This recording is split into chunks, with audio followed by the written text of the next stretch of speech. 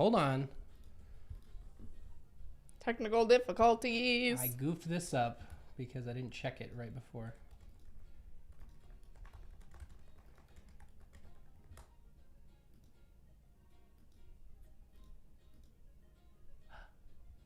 There it is.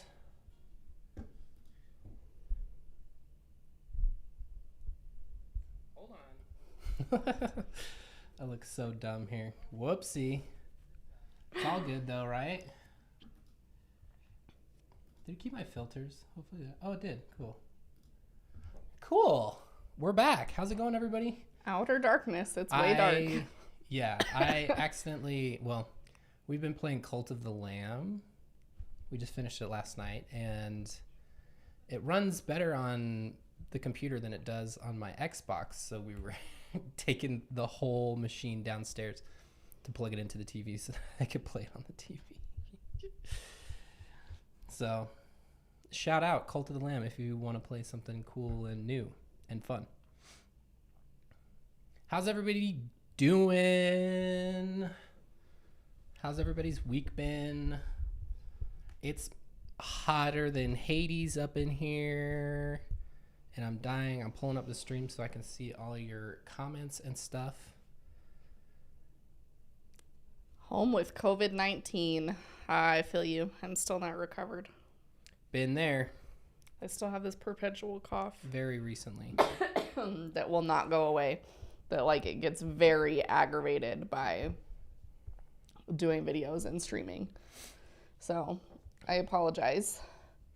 Unfortunately, here I cannot edit out all of Jordan's coughs. Whereas in the... Well, I don't even do it in the regular video. Because sometimes you laugh while you cough, and I don't want to cut your laugh off. Because then it just looks weird on screen. Well, yeah, because that's what happens to me now. My laughing makes me cough. So that's fun for me. Just ate soup. Hell yeah. We love soup.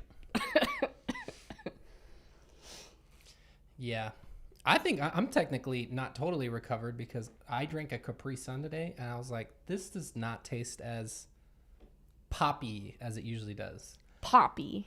Strawberry kiwi, have no fear. Just the cherry one is the one that was recalled. Melissa's got advice for your cough. Oh, good. Discord. Because this is super annoying. Super annoying. Skyrim's epic. Convince Jordan to play Skyrim on your Switch. That'd be cool. Broccoli and cheddar. Cheddar broccoli soup at Neaters is the fucking goat. Love that. We've just been vibing over here, just trying to get... How did everybody like the video yesterday? If you saw it, let us know.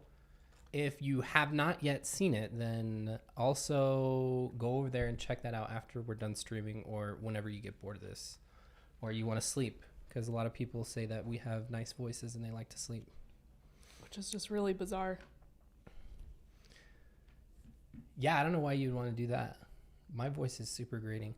Also, for the second time on YouTube, somebody has said that I look like Dave Mustaine, the frontman of Megadeth.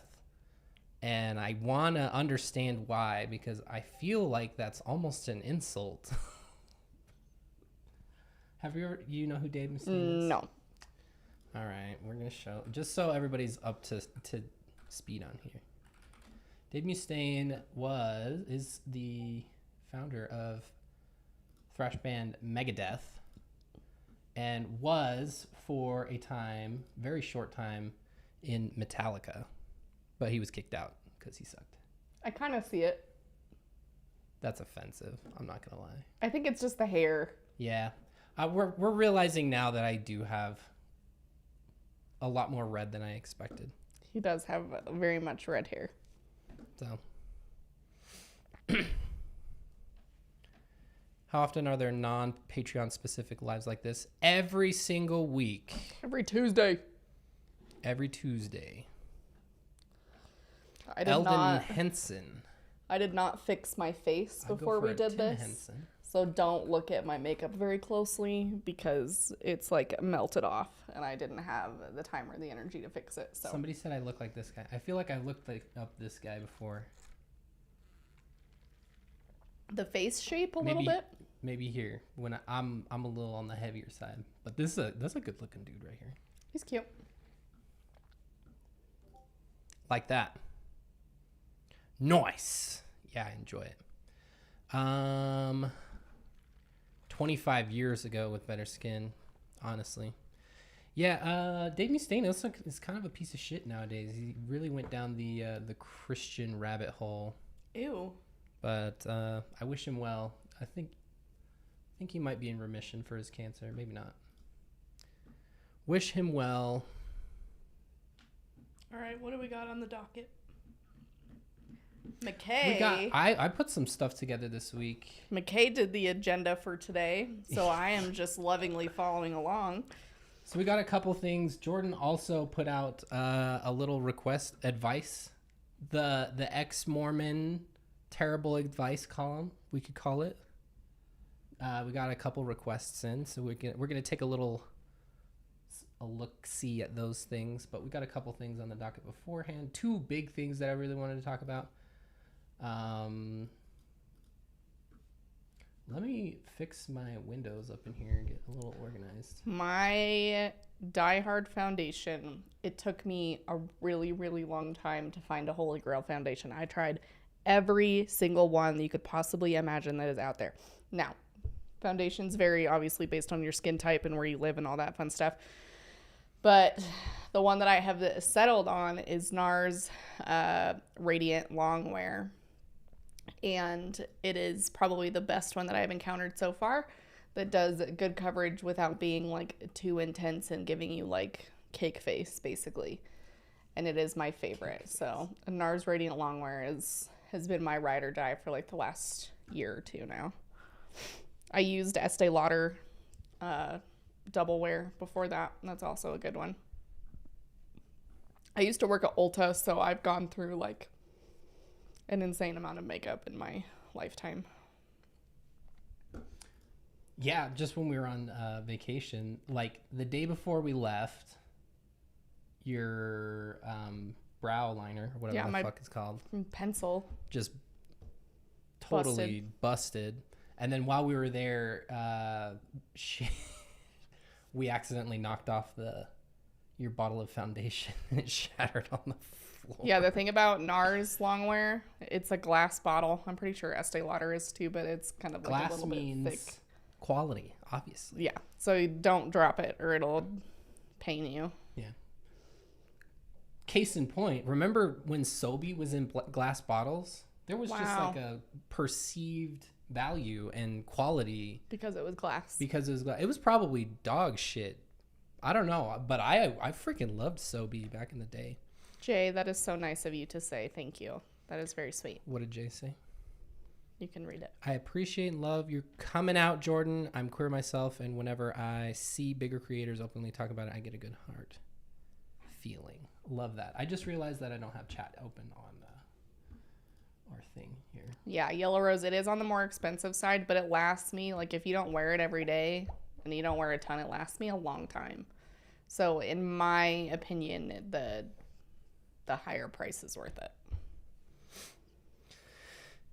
Hardcore Jenna Marbles vibes. It's my favorite compliment. I didn't wear my choker today. I get more comments on it when I'm wearing my choker. I'm just wearing my regular necklace. Having a choker is just, I feel like that's just classic Jenna Marbles. It really is. Honestly. Mormons cannot have iced tea. It's funny. It's funny too because Jordan, right after she graduated high school, or right before, she also had a little maroon pinkish stripe in your hair. I did. I had pink hair when I was a senior in high school. There you go. Shout out to one of the OGs. Yeah, there it is. The choker. Freaking love Jenna. Chokers. It is the best choker. compliment, honestly. I don't have us on here either. On the screen recording. Hold on. Come on now. Hold on. It's because I unplugged everything. Happy first day of school. Let's fix this. For a lot of Utah kids, yesterday was the first day of school. Yeah, happy first day, everybody. There we go. Everything just goes to shit when I when I unplug everything. We're not unplugging everything anymore. Okay, now that I am organized and we are done with that little tangent. Somebody commented, and I've seen multiple comments over our time here on YouTube, asking us about food storage, and it's a topic that I really wanted to talk about, and I think we've touched on a couple of times, but it's not like a big enough topic to be able to go and do a whole hour-long thing about, because that would be really boring, honestly. But I did find some interesting information in looking at some of this stuff.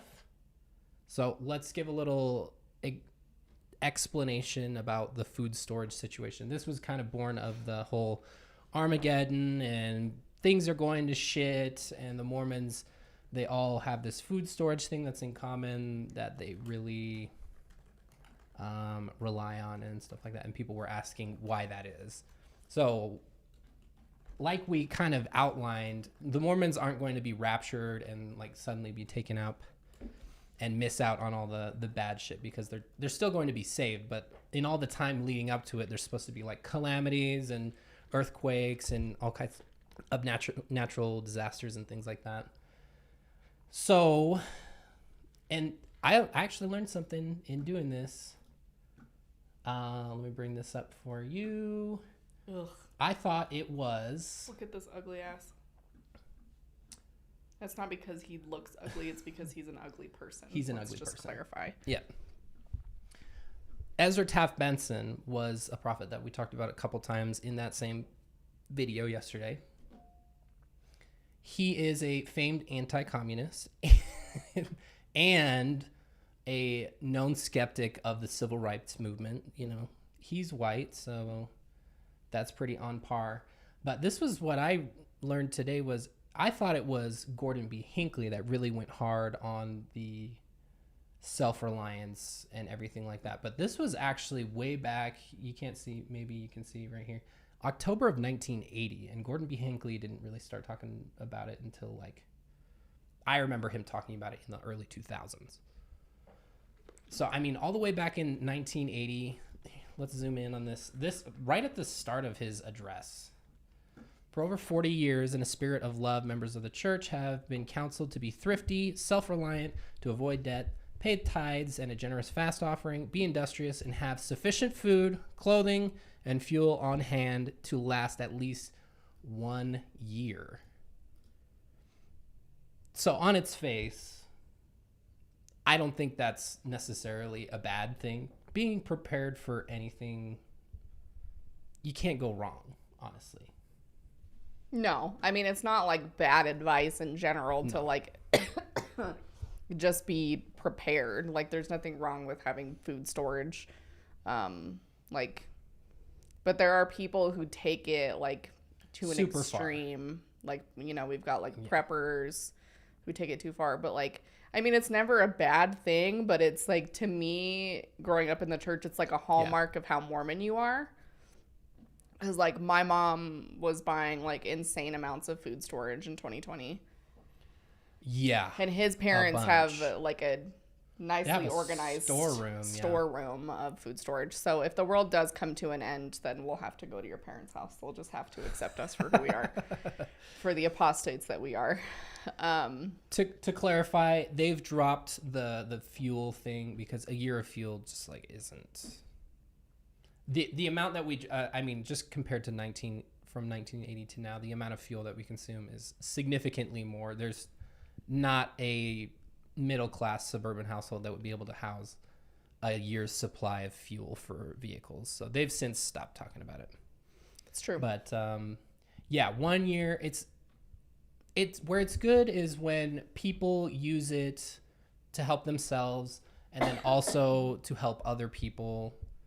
But where it turns bad is where people kind of envision they like having to hoard food and defend it from other people. That's bad. Honestly, it drives me nuts that people think that that will have to be what it comes to, and that they should be like defending what they have. And obviously you don't want people coming in and like raiding your home or whatever. But they're also to very think organized that your about neighbors are going to be the ones who are coming in and like trying to steal your shit is maybe be better with your neighbors. They're very organized about it, because when, like in my mom's ward, for example, in her church congregation, they have it, and this is probably like stake-wide, but they basically have the entire ward boundaries, like the geographical, all the houses and everything organized into like little sections.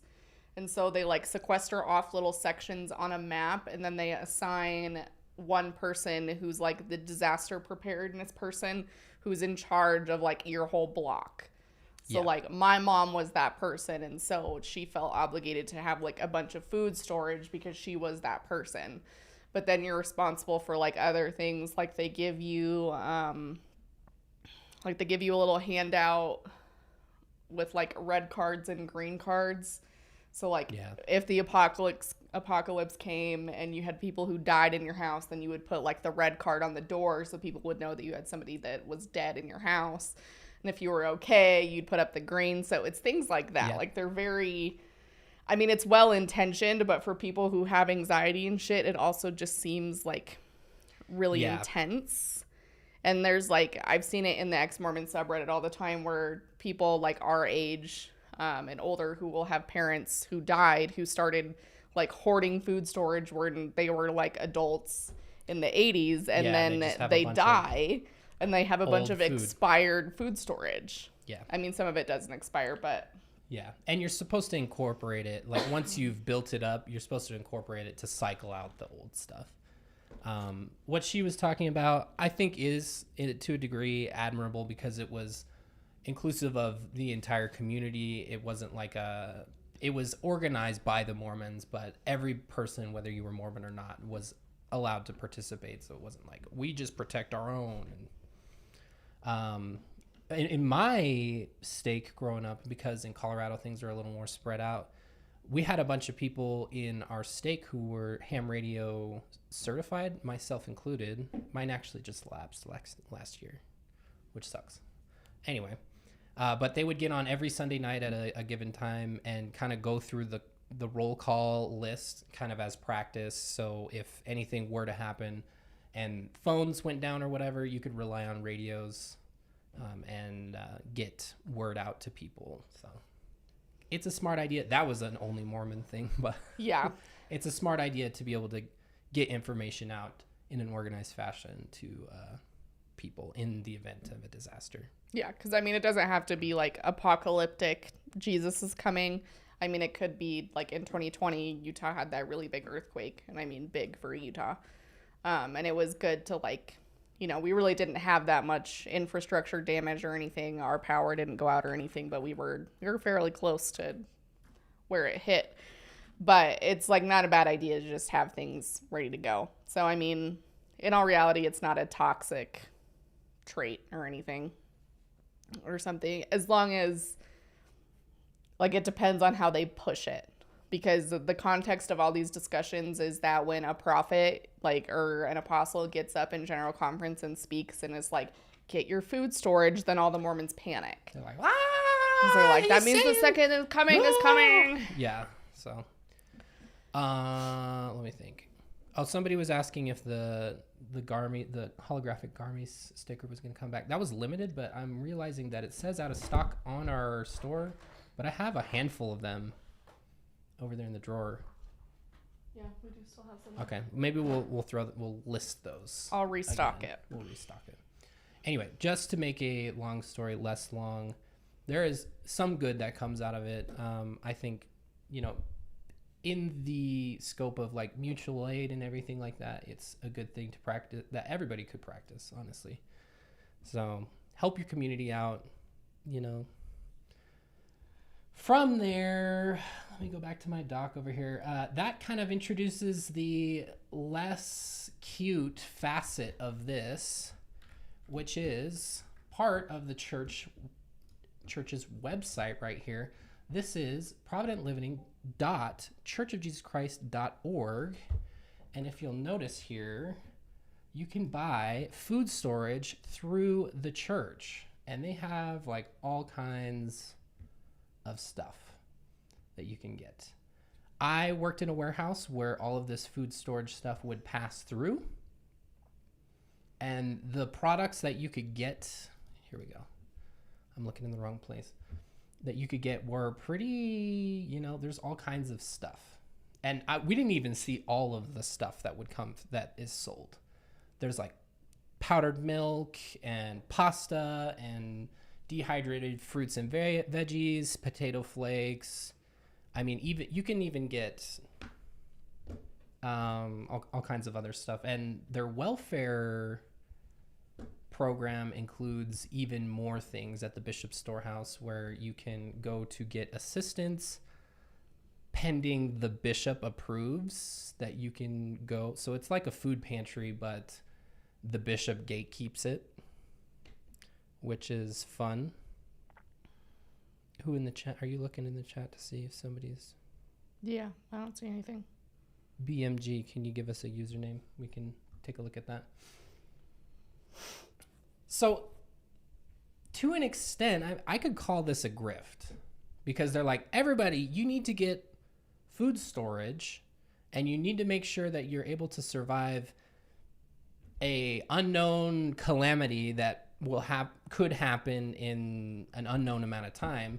And guess what? We have that kind of stuff that you would want to store that has a long shelf life. And you'll pay us for it. And you can pay us for it. And I mean, it's affordable. I don't know what the cost on these things are, but they've got to be making a profit somehow. They have to be. So that kind of leads me to my next point. Where is this food coming from? Are they getting it from somewhere, or what's the deal? Because for a while I thought it was sourced elsewhere and they just canned it and sold it to people. But unfortunately, that, of course, is not the case. So let me pull up a document here. Also, while he's pulling it up, it is important to note that I learned from somebody who I trust who worked for the church that told us that the church keeps track of the people who utilize like church services, like, using money or food or whatever. And they keep track of it so that you can't just like ward hop and take advantage of it, because like, one, who fucking does that? But two, they keep track. So it's just kind of fucked up. Like, if you're offering charity, like, I get there might be people here and there who are going to take advantage of it, but just like to be like, well, you used our services 3 times, we're done being charitable to you, get fucked. Like, now fuck off. Yeah.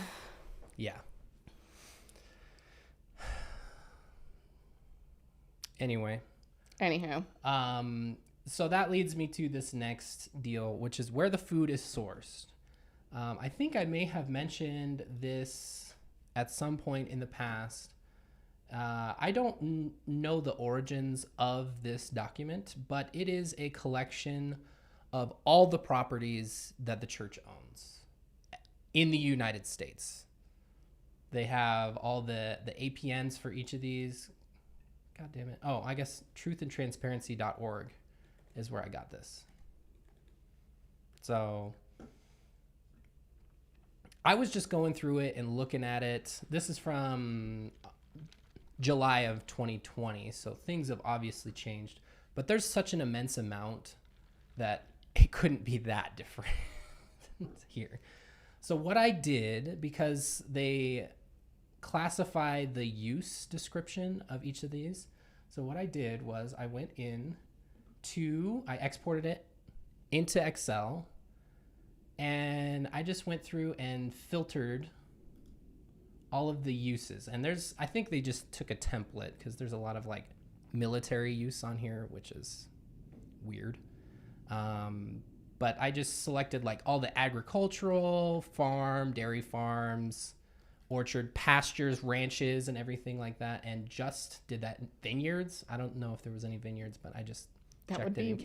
That would be hella ironic. That would be really ironic, honestly. Although they do have stock in like Pepsi and Coke and shit, so. Yeah, one of the bigger, I sorted it differently, but one of the more expensive pieces of land is in Chico, California, next to a vineyard. So I don't know if the land is being used in the same manner. Interesting. But just look at the immense list that they have here. This is just agriculture, farmland, everything pertaining to what they could use to produce the food that they sell through that store and what they do in the bishop's. Non-members are able to buy the food storage, right? Yeah, it's not exclusive to members, but the storehouse obviously is kind of controlled by the bishop and everything like that. Hell yeah, you can. You can give your money to them. Yeah. They ain't gonna discriminate. They're like $1. And what the hell are you talking about? So that's only this amount of stuff. I went in here. We have a couple of things. It's kind of hard to see, so sorry, but I will explain to you. Right here we have the acreage of each plot and the total assessed values. I think those are two really important numbers. So I went down and I just summed both of those numbers. Check this out, baby. Can I zoom in? I can't even read it, honestly, from here. 400,000 acres of land dedicated to the Mormon church's farming and food production, valued at over $10 billion for just that facet of the properties that they owned. This is no joke, y'all. And this is just agriculture. This is a church that owns this is the tip of the fucking iceberg with properties that they own. Yeah, most of them are like reserved farmland or Farmland Reserve Inc. They also have AG Reserve Incorporated, which is headed up by the presiding bishop, who I used to work for, Gerald Cosset. That is a appointed position, so that's pretty fun. I looked up at a couple other properties. Let me get us back here. I was just going through and I was like, yo, what kind of other this just kind of led me down a rabbit hole. So what happened to that? Okay. I just picked one of the more expensive ones and I kind of came over here and I was like, yo, what is this property in Glendale, California? That seems kind of weird. It's a fucking apartment complex. And look at the rent. I was going to say, the more important thing, this is a nice apartment complex, but look at the rent. What's the square footage on these, though? Does it say? This is 753. Oh, my God. Jesus Christ. Not even 800 square feet. And I understand it is Glendale, California. So I understand it's going to be a lot. But what is the church doing owning a piece of property where the rent, they can charge this much in rent? That's fucking crazy, bro. What? Like, I get it's high cost of living area, but... Yeah. But, I mean, even for the location being high cost, this is like a luxury. I don't know what they look like on the inside, but the outside looks pretty good. What are the amenities? I want to see what it looks like on the inside. Do they have actual pictures? They have a virtual tour. Let's take a look. Let's take a look at what we're buying here. The rabbit hole. Oh, it's not even that great. Mean, for you, dang. Well, it's not bourgeois. Shut up. It's not like luxury. Like if I was paying like $3,000 a month, you know. I mean, I'm not paying $3,000 for the PVC flooring. Mega yikes. Yeah, I don't know. That's a tiny bathtub. Tiny. This is pretty small, dude.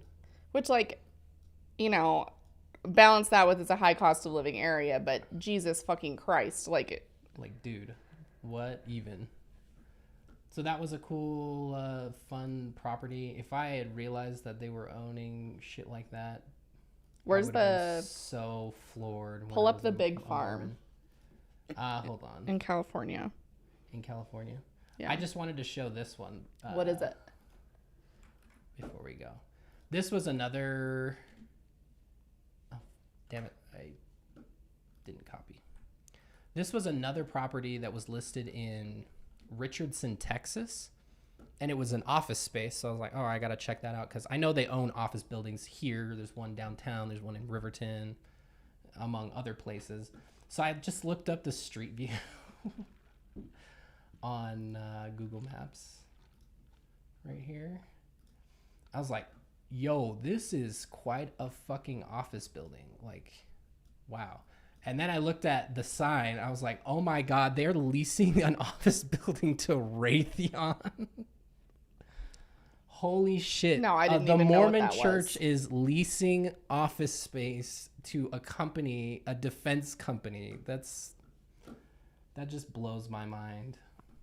I couldn't believe it. So that's the end of that. Did anybody have any questions? Or what were you saying, Joe? Look up the ranch. Do you remember what it's called? I'm pretty sure it's Deseret, isn't it? The one in Cali? Oh, no, maybe not. That's the one in Utah. Desert Ranches of Florida. Oh, is it Florida that I'm thinking of? Yeah. A side note, the Church of Jesus Christ of Latter-day Saints, the Mormon church, is the single, largest owner of private land in the state of Florida. The state of Florida is pretty fucking big. So that's interesting. They talk about this ranch a lot. The Mormon church is Lex Luthor. They do. Because it is this the one? Literally massive.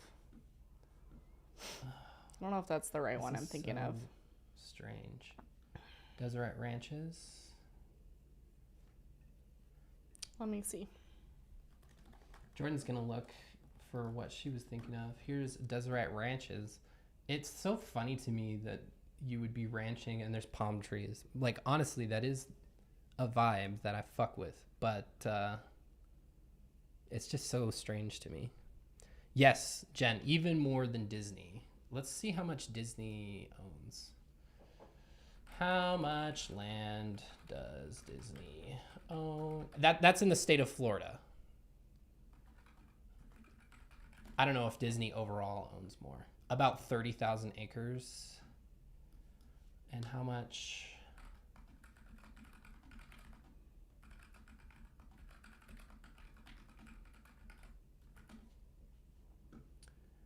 Oh my God.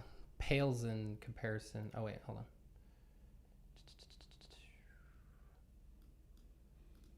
I don't know if that's right. Okay. This is saying 672,000 acres. So I might have filtered out some of those properties in that list. Okay. So the one that I thought of, it is called Deseret Ranch. Is that the one that I was looking at? And it is in Florida. Okay. So here's what the internet says. This is the largest cattle ranch, I think, in the entirety of the United States. I'm pretty sure. In the contiguous United States, at least. Maybe Alaska, there's a bigger one. Who knows? But it spreads over 3 counties. It's almost 300,000 acres, and 90 ranchers and their families live on the ranch. And for those that are agricultural inclined, the ranch maintains 44,000 head of beef cattle. Holy shit. And then notably and obviously, the church will not disclose the revenue of the ranch, but it is known back in 2000 that they moved 16 million pounds of calves, which at the time translated to about $16 million in revenue. Holy shit. How much is 44,000 head of cattle worth? A lot of money. That's for sure. Okay, that's too much of a rabbit hole to look at, but holy shit, that is a lot of that's a lot of mooing. Apparently they also mine native shell beds, have orange groves, hunting permits, and sales of ornamental palm trees. So. Okay. But that's. James is at D&D. Yeah. I miss my man. According to Wikipedia, Deseret Ranches is the most productive cow-calf ranch in the United States. There you go. So. That is wild. Yeah, I figured there was probably. I don't know too much about cows, obviously, so. We've seen a couple seasons of Yellowstone, so that's about it. It looks like just beef cattle. Just beef cattle? Is what it looks like. AG reserves. Yeah. Anyway, yes, this is tax exempt, because it is owned directly by the church. So that's the key here is imagine all of this, y'all, they're not paying taxes on. Yeah. Imagine how much money they'd be paying in taxes. Yeah, and that's just their liquid assets. That's not even counting the what's that stupid fund called? The Ensign Peak Investment Fund, which is worth well over $100 billion. So okay, Leslie says there's a ranch in Texas that's 825,000 acres. That is just like unimaginable to me. That amount of land. What the fuck, bro? I know. I can kind of visualize it because my grandma has a piece of land out in California that's about 6 acres, I think. And I just think of how big that is to me, at least when I was growing up. 825,000 acres. I can't. Holy shit. I can't. That is crazy. I cannot believe it, honestly. So yeah, that's the problem with these things. There's also while we're on the topic of things that the Mormon church owns, there's lots of, they participate. They have I'm going to cough. Their stock portfolio is very diverse. They invest in a large variety of things. They made a bunch of money off the whole GameStop fiasco. Was that in 2020? 2019. Yeah. So, and they are invested in companies like Coca-Cola, which is ironic because, you can't consume caffeine. Victoria's Secret. Yeah, they were invested in Victoria's Secret, but Victoria's Secret was not allowed to be in their multi-billion-dollar mall across the street from the temple. It's true. So, it's true. Interesting. And shameless plug for, I think we could go do it next week. We are going to film a secret exclusive look into the Salt Lake City, what they call Temple Square, which is surrounded by all Mormon-owned buildings, which includes the church's law firm, church headquarters, the giant Salt Lake Temple that's currently under renovation, the Tabernacle, the $1 billion mall that the church paid for, $1 billion mall that has a river running through it. So we're going to give you an inside peek into all those things. So we're going to take you with us on that adventure, and we're going to do that for our patrons as exclusive content. So go join the Patreon. There's my shameless plug. I'm going to talk about that a little bit more in a second, but I just wanted to round this one out. That is a lot of fucking land that they use to supply their welfare system and their food storage stuff. So I don't think that a church should own that much land. That's me. But the biggest farm in Australia is 5.8 million acres. That is literally like the inconceivable. Like outback, I cannot. Isn't it? Holy shit, that's crazy. How do you even imagine something like that? I don't even know what to do with that. Anyway, you would have to have thousands of people managing that if you had land that needed to be managed. Include pasture it could be and stuff like that. It's probably mostly open, empty space. Anyway, someone said they did a Mormon Stories interview with a guy who went and worked at that ranch. That's interesting. I'll have to look at that. To look into that. Like I said, I was going to come back around to the Patreon. Saturday we had our watch party, which was just a fucking disaster. But thank you to the few people that were in there. Sorry to the patrons who weren't there. I fucked up on OBS and you wouldn't have been able to see it, which sucks. But it is what it is. We'll move on from that. And yeah, so sorry about that. But we watched the latest rendition of Saturday's Warrior, one of Jordan's favorites. It was a remake that Jordan was on the Indiegogo for. It's true. So shout out to Jordan for helping that make that possible.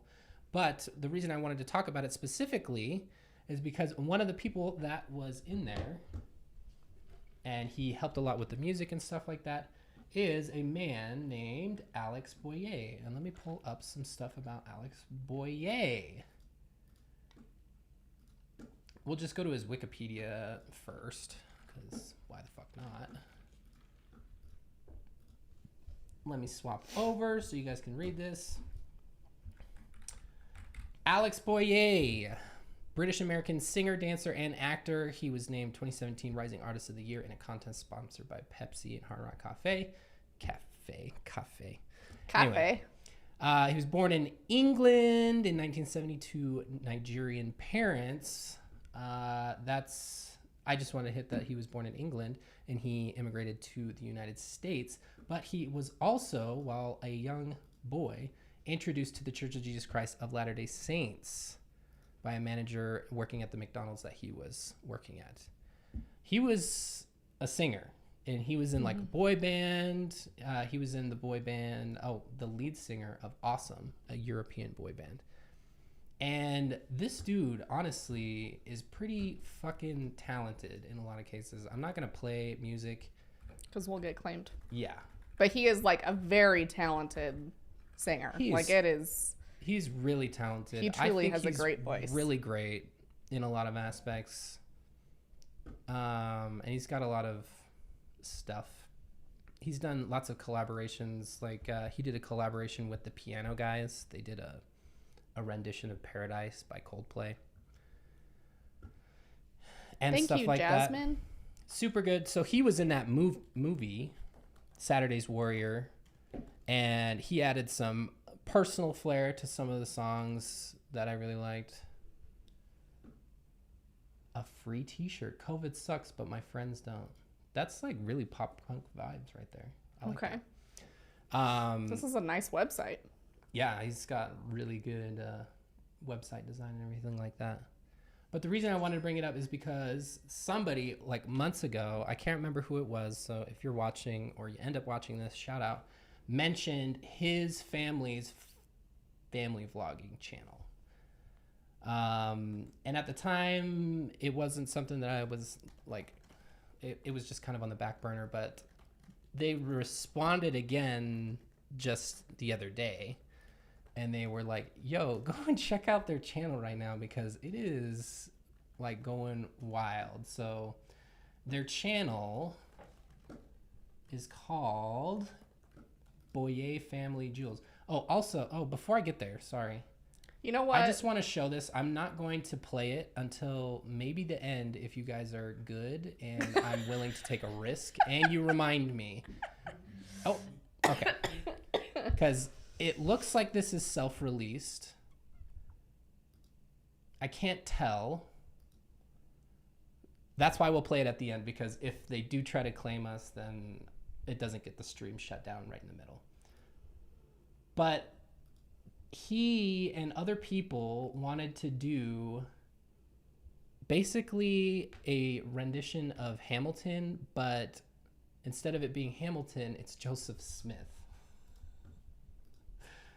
So I think it was just an Indiegogo or whatever, GoFundMe. What do you even call that? Campaign, yeah. And I don't think it went anywhere. I imagine it didn't. This started out back in 2020, so I think... He got made fun of a lot on ex-Mormon TikTok for this. Oh, yeah. Big time. So if you're good, and if you remind me, we'll watch it maybe at the end of the stream and see what happens. I just don't want it to get taken down on the off chance that this is going to be copyright claimed for the music. It doubtedly will. Yeah, so that's a little bit of cringe, but let's go to his family vlog channel, also, Boyer Family Jewels. They call it Boyer Family Jewels. I am sorry. The only person who can use that, and I'm not aware of anybody else who does, but in my opinion, the only person who can use that term is Gene Simmons. Because his TV That's show what makes it kind of cringe, though. Was Gene Simmons' Family Jewels, and I fucking loved that TV show. And it's probably problematic, and I'm probably going to get myself canceled, but I fucking loved that show. Can I zoom in on this? I'm trying to cut out the kids because I'm just trying to show the cover photo really is a little cringe. The cover photo. I don't know. His media is so... Like, his website is so good. I don't know why he didn't get any help with the fucking the YouTube channel.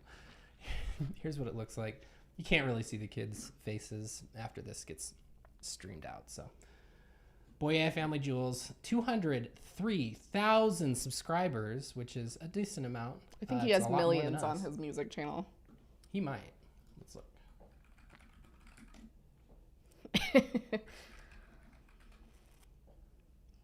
I think he only has a couple 100,000. Oh, okay. I thought he had like a million, but he's getting close. He's getting it. He's getting close.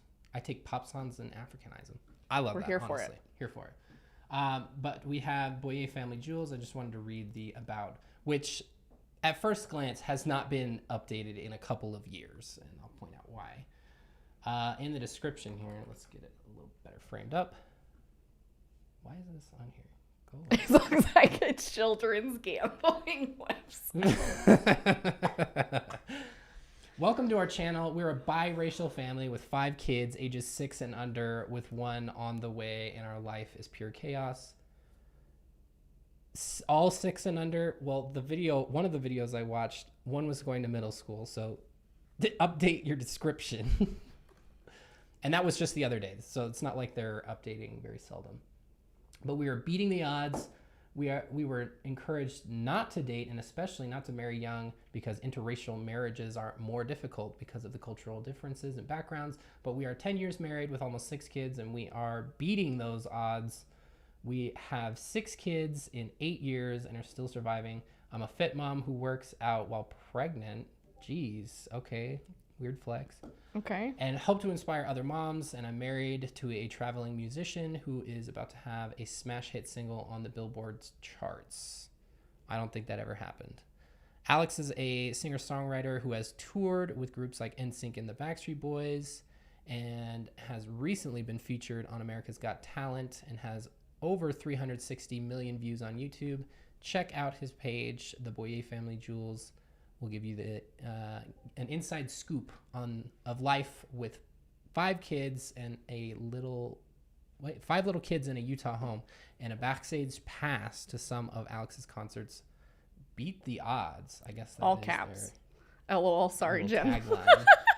What happened? My Discord. Shut your Discord up. I'm sorry, Jordan. I just tune it out at this point. Yeah, honestly, there was a period of time when all those Mormon YouTubers. We have a video on Mormon Pentatonics musicians. Isn't Mormon. Yeah, they are. Is there a Mormon person in Pentatonics? They're all Mormon, I'm pretty sure. Doubt. No, I'm pretty sure they all are. Pause, everybody. If they are not, then I have been on the wrong impression. They're from Arlington.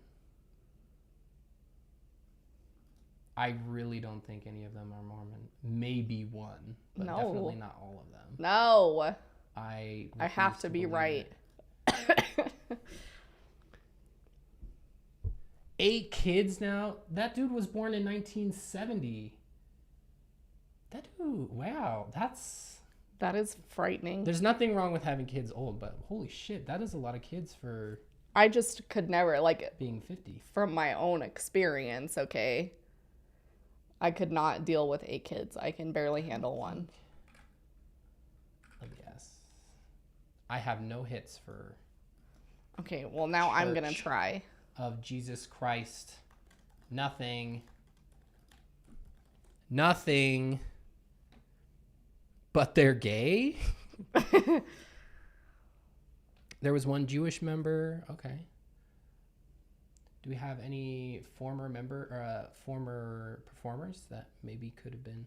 Apparently there's one, it looks like. See also Superfruit, a musical/comedy duo consisting of Pentatonics members Mitch Grassi and Scott Hoying. So one of them is... So I feel like Superfruit is supposed to be a... I don't know. Comedy. What's the verdict? There's only one. Only one. It looks like. If I he's knew still it. even Mormon, who knows? Fucking knew it. BYU has a super talented a cappella group, which I hate to admit because I fucking hate BYU. Anyway, What were we talking about? Oh, yeah. Boyer Family Jewels. Alex did a collab with the Frankies. Gross. Shit. That is gross. He's probably distancing himself now. 6 foot tall and super strong. Oh, that's them? Superfruit. It just blasts my mind back into... I can't even handle a plant. Okay, so the name Superfruit sounds like it's a play on the two of them. All right. Anywho, what we're actually here to talk about. It was kind of some unhinged shit. And all I saw was 2 videos. And one of them I have to comment on the fucking thumbnail, which I could not believe. If you are squeamish about blood.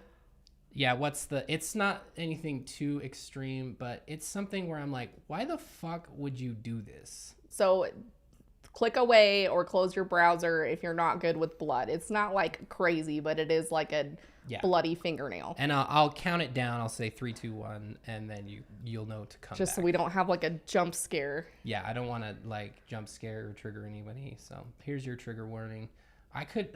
This is a thumbnail, so it is YouTube approved. So YouTube, if you want to give me shit or anything, then I don't know what to tell you, honestly. So, okay, I'm going to show it in 3, 2, 1. 3, 2, 1. I'm clicking off now. So, yeah. This kid's finger got fucked up, and she chose to put this as the thumbnail because she's running it for... It appears. I didn't see Alex in either of the videos. So he might be gone right now or doing something. So I don't really know. But the thing is, it just aligns with, not just Mormon family vloggers, but a lot of them do this. But it just like is reminiscent of like Not Enough Nelsons who like pull out the camera anytime a kid is injured. Yeah. And they're like, ooh, hospital content. Yeah. Like it's... Yeah. This is just like a thing, which I don't know who wants to watch this. Like, my kid rips off not his fingernail, but will rip off part of his fingernail and just hand it to me. And we go about our day. Who wants to watch that? Like, I know. It's not this. He just has like a little piece hanging off. And so I'll just, and then we just go on with our day. Like, I don't know. He will run across the house to hand you a hair that he had like stuck to his hand. So who wants to watch that? I don't understand. It really made me sad. The video was pretty absent of substance. Like the last 4 minutes was the oldest daughter going to get her teeth whitened. She was just sitting in the chair and it was happening. Like, how old was she though? I don't really want to say. She's like a teenager, right? Junior high. Preteen. Okay. Yeah. Which is just kind of weird to me. Like, I used to whiten my teeth. I don't anymore. I need to because I drink enough Dr. Pepper that it stains my teeth. But it's like doing it that young just seems kind of weird to me. I don't know. Yeah. The most sad thing about that video was the top comment was, man, it seems like your kids are always injured. I was like, that's... Like, I know that kids are kids. I have a kid, and he's always bonking his head and shit like that. So it makes me sad when, like, that's how often you're showing your kids being injured, that other people are like, wow, your kids are always hurt. What's going on? So well, I recognize that this is also, like, an hour or a half hour out of their, 24-hour day with their kids. But if that's the only thing that you're like talking about, or if that's the only thing that you're sharing, it just kind of is gross. Yeah. Like, why? It feels exploitative, and I wouldn't want that kind of stuff shared with people, and I wouldn't want people thinking that of me when I was a kid. Like, oh wow, all you do is get hurt. It makes them look bad, and unintentionally, because they're kind of chasing views, which sucks. I hate the dentist, by the way. Yeah, now that we're talking about the dentist. So that's fun. There was another thing I wanted to show. The next video that I watched, I was like, oh, this is kind of interesting, was a little first day of school video, which don't do that. at all, because this woman took her kids to the elementary school where they go to school. I was able to see the front of the school. No, I could look it up. There's enough people on there where if the school lists their teachers' names and puts like staff photos up there, I'd be able to figure it out. You guys, this is so bad. This is so bad. Don't do that. And not only that, where they were at the school, they're out front before the kids go in. So literally all their friends are there. They're filming their friends and everything like that. Well, and Ruby did this shit too. Yeah. I know for sure Ruby did this recently. So they all do shit like this. I don't understand why they think they can. If I saw somebody like that at our kids' school, I would confront them. I don't want that shit. It's so dangerous. The internet is not a safe place to be. It's better to err on the side of caution and not include things like that. And I mean, 200,000 subscribers is not a small number. Like, granted, they weren't getting like that many views. It was only like 5,000 or 6,000. It's just such a bizarre concept to me, though, because they'd be, Alex and his wife would probably be Gen X, right? Alex definitely is Gen X. I don't know how old she is. But here's the thing, though, is we hear all the time, like, definitely from boomers, and we love our boomer friends. Not all of you guys are toxic. There are just some very grumpy boomers out there. But it's just so ironic to me because Gen X and boomers tend to, like, a select group of them tend to really hate on, phones and social media and the internet. And all they do is bash on, how dangerous it is. And it's turning kids into, like, zombies. And my mom used to think that. And it just, like, is all this focus on how negative, like, social media is and how dangerous it can be because your kids could be talking to predators on the internet. And then they go and do shit like this. Like, I don't understand. Makes no sense. I don't understand. Yeah, I don't fuck with that. We're talking about Alex Boyer and his family vlog channel called Boyer Family Jewels. Him and his wife. But Melissa mentioned something. He's also a high profile. I was totally discounting the fact that he has a main channel that has, over 700,000 subscribers. And he's just so well known. His reach extends beyond the internet because he was in the Mormon Tabernacle Choir. Mm-hmm. He does all kinds of shit for the music in the church and everything like that. So tons of people know who he is and everything like that. Yeah, making him more high profile than the others. This shit up on a silver platter. Which is just, we don't mean to be like doom and gloom about, gross people and predators on the internet, but the sad all reality of it is those people are out there, and we know that people are predatory towards kids, and so especially young kids and especially young women, and so like this is already like a mega concern, so let's not like make it 17 times easier, especially like with some of the more popular family vloggers. Like, it really surprised me that Frankie from 8 Passengers, was really this stupid about it with her kids too, because there's a lot of people that don't like Ruby and what she does. And we don't. And we're not going to go out here and try to do something inappropriate. But there are people who don't like you who might be willing to go do something like that just to send a message. So, and that's fucked, and nobody should do that. But the sad fact of the matter is people are fucking crazy. So It's scary. I mean, there are people who have died because of swatting on the internet. Yeah. It happens. It has happened. Hornybot is back. Oh, fuck off. Oh, Sage, you're the bomb. Did Sage already get it? Sage already got it. Dang. I'm going to hide them from the channel. I don't know if he has permissions to do that. Sage hits it, and then I just finish him off. We always get the stupid horny bots. Anyway. It's just the same one, I think. Best adult dating site. Prawn bots. Anyway. From that same video, I just wanted to share this clip and have a little discussion here.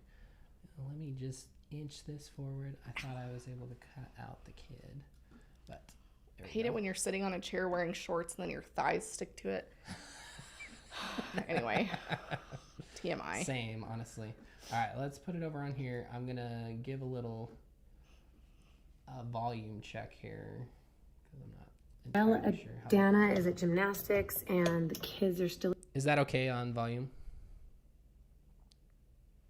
I'm going to wait just to see where we're at. It's going to be a couple seconds before you guys even hear it.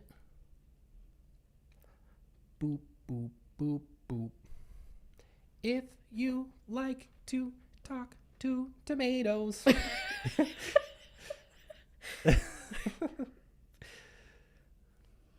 What's the consensus? The volume good? Is the volume okay? I didn't want to destroy everybody. Okay. Cool. So we'll just play from there. That was not really pertinent. Okay. at school and the littles are napping. I am making some cookie dough. Now, I'm not going to say anything, but... They would take after me. They would rather have the dough than the cookies, which I can understand. I mean, look how beautiful. Oh my gosh, it's just irresistible. I love the bite marks. So good. Okay, now go back to when she started making it again. While Dana is a gymnast. Did you catch what she was doing? What she put in there before it started spinning? And the kids are still at school. I'm gonna freeze frame it. The littles are napping. I am making. BMG already. Salmonella. Yum. There is nothing wrong with eating cookie dough, and I'm here for it. I eat cookie dough ice cream. That shit is legit. That's different, though. Totally different. I would eat cookie dough like this, but not whip up a bowl of it. I will lick the beater or whatever. It's the eggs. You cannot just put eggs like that in something and just eat it. I mean, you can. I don't want to shame people, but this is like common knowledge that you shouldn't be doing this. No. I don't understand. And I was like, maybe I know that there is like safe to eat cookie dough out there. You can buy it at the store or whatever. I was like, maybe she doesn't have a recipe for that. And then I realized safe to eat cookie dough is just cookie dough and you don't put the fucking eggs in it. Yeah. Even me growing up, like, I was really, like, intense about, I have OCD, so I was really intense about food. Like, my mom gave me something expired one time and it made me sick, and now McKay can never escape me, like, fixating on expiration dates on food. Yeah. But she would always tell me you can't put, like, eggs in these things because if you don't cook it, then you can get salmonella. And obviously there are people who do these things and don't get sick, right? I mean... It happens. You might not get sick from it, but do you really want to take the risk? Yeah. People are saying heat treat the flour. That's also, though. If the eggs are pasteurized. So, but I mean, are we wanting to run the risk? Even if they're pasteurized, people are, raw flour. Yeah, you don't want to eat that. So I was like, why? Why are we doing this? Maybe they're immune to salmonella. Could be. Yeah. But I mean... You guys are funny about this. An adult, definitely. Go ahead. Whatever. Live your life. We're going to get canceled. People in chat are mad. What are we mad about? It's the flour. Okay, well, now I know. Funny. There you go. Still, I mean, I'm the wrong person to ask because I've got anxiety and OCD, but it just, like... It just seems a little sketchy. I don't know. It does seem a little sketchy. I don't know. Maybe that's just me. Something. Vaccine. There you go. But I just think it's strange. I don't know. And I'm the last person to critique things because I don't cook. I can kind of bake, but I definitely don't cook, so I'm not here to like throw shade, but like from a health perspective, I'm just like, I don't know. I also don't eat lettuce because lettuce is gross. E. coli. Anyway, what's next on our list? Next. Well, we are pretty far in, so maybe we should do the advice column.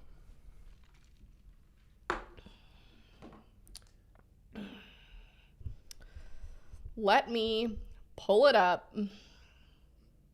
No, Gene Robbins, I didn't see your question. Let me pull it up.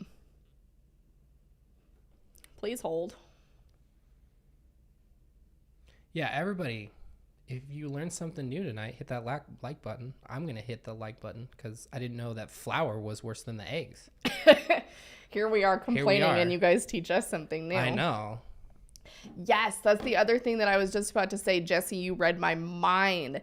We were literally, I was just reading this in Fundy Snark, I think either this morning or last night, but Bethany, lovely, beautiful Bethany, is drinking raw milk while pregnant. Now, a lot of fundies have a fixation on raw milk, like a lot of them. I don't know what the deal is. I don't know if they feel like it makes them crunchy or like they're going for like a granola-y, like down home on the ranch vibe. I don't know. But they all do it. Home on the range. But I don't understand the fixation on it. And the whole Baird family, like all of the girl-defined empire are like obsessed with raw milk. And I don't understand it.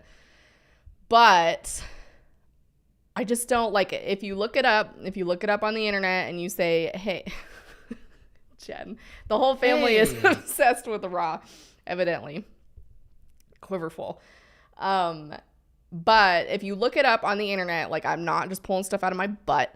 If you look it up on the internet and say, hey, should you consume, because when you address Google, you usually tell them, hey Google. Hey, Google. Because should you drink raw milk while pregnant? And the answer is a definitive no. It's not even like a maybe or a you can, but it's like a no. So I don't understand because it's not pasteurized is the whole bit, right? So that's why it's dangerous. I'm assuming, I mean, I don't know where I assume they buy it like straight off a farm somewhere, maybe. I don't know. Because isn't it like in some places it's illegal to sell it, isn't it? In Canada, I think. I'm pretty sure. I'm getting that from Schitt's Creek for the person that just mentioned it. I'm pretty sure if they're not making it up in the show, it's illegal in Canada. Sorry, everybody. I grew up on Alexa, a dairy play farm. Despacito. Gene Robbins, we do not need to be open about all the income that we get. I don't know why we would need to do that. I don't know any YouTuber that does that, but yeah, you can go look at our Patreon if you'd like. We also don't make any money from TikTok. We never made any money from TikTok. Hold on to your butts. I think haven't people said gave that us in a while. donations.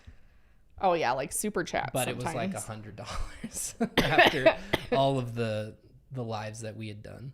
There was a whole community that got very sick due to raw milk. Yeah, see, so if you're an adult and you're aware of the risks and you want to do it, I'm like, cool. You do you. I'm not here to tell you how to live your life, but I will bitch about it because I can. So if Bethany wants to drink it, that's fine. But it's like when you do have a child in you, yeah, there are some things to be mindful of. And when you're pregnant, there's a whole bunch of shit you're not supposed to eat or drink. Let me tell you. So really, it would just be another thing on the list. You could just drink regular milk for 9 months. But in my opinion, milk is nasty, so it wasn't ever a problem for me. I fucking hate milk too. But, you know. Well, milk gives you the poops. So. Milk, yeah. I'm lactose intolerant, but I still drink milk because I want to punish myself. Okay. They think the bacteria... Gene doesn't want to put in the work, so here you go. This is what we make on Patreon every month. Mom pasteurized our cow's milk. This is our amazing patrons. It's just a big complaint that the church isn't open about their finances. I pay taxes. That is the difference between the church and me. I don't need to disclose any of that because I pay taxes. So that's a false equivalence. So don't worry too much about it. You don't have to contribute. Don't worry. You don't have to contribute. I recognize you from other tiffs that you've had with us. So don't worry about it. She lacks toads and toddler ants. I do. Which I read, I'm not a medical professional. Okay, let me just preface this with that. But I read somewhere that like the default gene is like that everybody's lactose intolerant, but some people develop tolerance to lactose. But I didn't know like lactose intolerance was like the default, but apparently that's the thing. That doesn't really surprise me because I eat cheese like a fiend, and then one day I discovered that I do have a limit, and it was the worst. Yeah, I don't know what the deal is with our income. And I definitely didn't have. Yeah, they've made a comment like that before. We don't make enough to be concerning about. Yeah, you may billions have missed of dollars. all of the billions of dollars in properties that we were looking at earlier. Yeah, I'm in grad school. I work a job. We also have a business. YouTube is not our main source of income, if that tells you anything. So, anyway. Love it. Pretty profitable. Also, yes, I don't pay toward your Patreon, so thank you for showing. Yeah, that's always been on there. No, that's public. I'm not logged in on this or anything. This is just the standard page. See? You become more lactose intolerant as you get older? I didn't know that. Well, that's cool. Thanks, guys, for telling me it's just going to get worse. Great. Are you telling me it's all downhill from here? Oh my gosh, I am so tired of the COVID cough. Jesus. Oh, okay.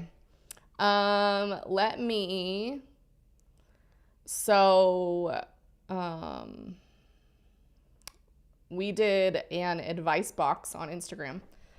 Oh, wait, let me go to the Patreon one first because I said I would do that one first. So on our social media, we asked people if they wanted advice, life advice from these two very what's the word that I'm looking for? Unqualified to give life advice to. Very unqualified. So, do you want me to read them because you're coughing pretty good? I can read them if you'd like. They shouldn't be very long. Let's see. So. Did you just create a channel in the Discord? Yeah, I did. Plug for the Discord. Go check it out. You could have answered this or asked questions here. We're going to cut it off, though. What we already had before the live stream is what we're going to talk about. Unless there's time, then we'll maybe pick and choose. Amanda said she sent us a meme. That's actually the second time I saw that. Sorry, Amanda. I ignored you earlier. Amanda, I apologize. You sent me a meme. Amanda's a great one. I love my BMW. Beautiful Mormon woman. Oh my God. Send that to me so I can put it on the screen for everybody. Oh, Lord. Sorry, we keep getting off topic here. But that is the name of the show, so. I don't know what you would be expecting otherwise. How do I copy the link?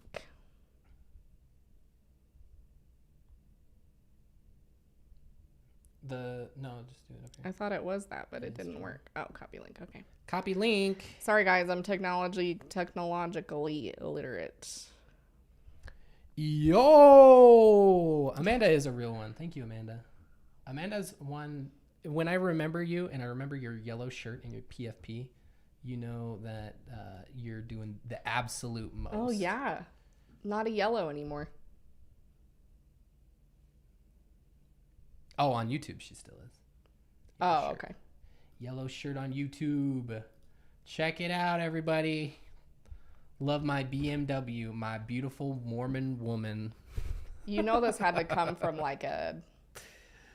Oh, dude. Straight out of like a Mormon tourist town like Manti or something. Dude, guaranteed it's being sold in a little one of those shops. On that one store we looked at the other day.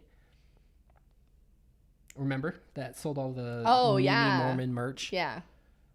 So definitely on that site and definitely somewhere, that one little gift shop in fucking Nauvoo. Yes, this will be posted Losers. When we are done. So your uncle met Gene Simmons? That's way freaking cool. Sorry, Gene Simmons has probably done a lot of problematic things. I'm probably getting myself canceled over here because I just liked his show, okay? Let's see. Oh, thrift store tag. That could be. Let's see. Who's out here thinking that donating to our Patreon would be a tax write-off? Yeah, that is definitely not the case. That shirt is so poorly designed. Okay. Oh, anyway. It's an awful shirt. No doubt. All right, Jordan. Back to my advice. Oh, shit. I'm deleting things. Didn't mean to do that. Don't do that. Okay, so Patreon. Not Patreon. Fuck, now we got on a fucking Patreon thing.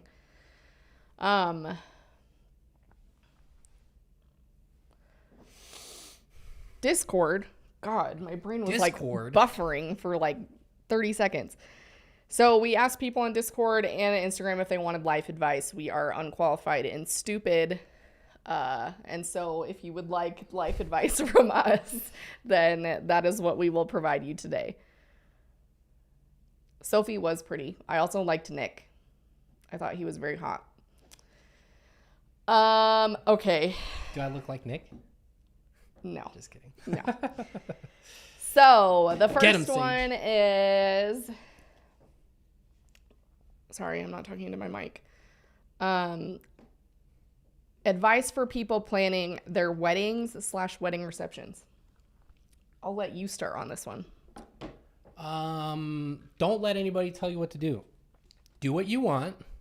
There's no such thing as too cheesy or anything like that. It is your fucking wedding. And I wish I would have taken that seriously because it would have saved us a lot of fucking stress, honestly. Yes.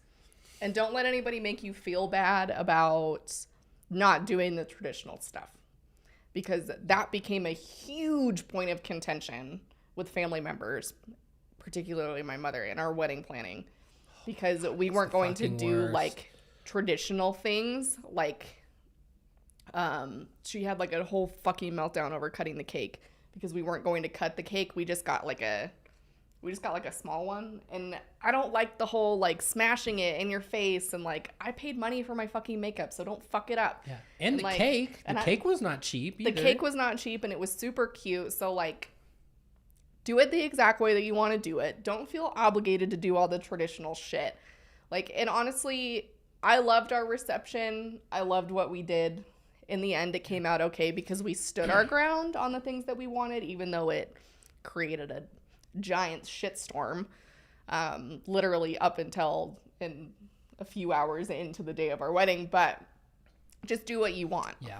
Elope. Like, I just encourage people to elope a lot, unless you want like the whole family experience and you have a lot of people that want to participate, because then it's not easy to elope.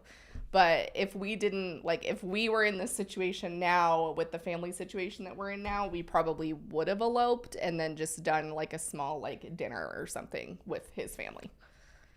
So at that time, maybe not. We had a lot. At that time, maybe not. But we had now, a lot of issues going on with family.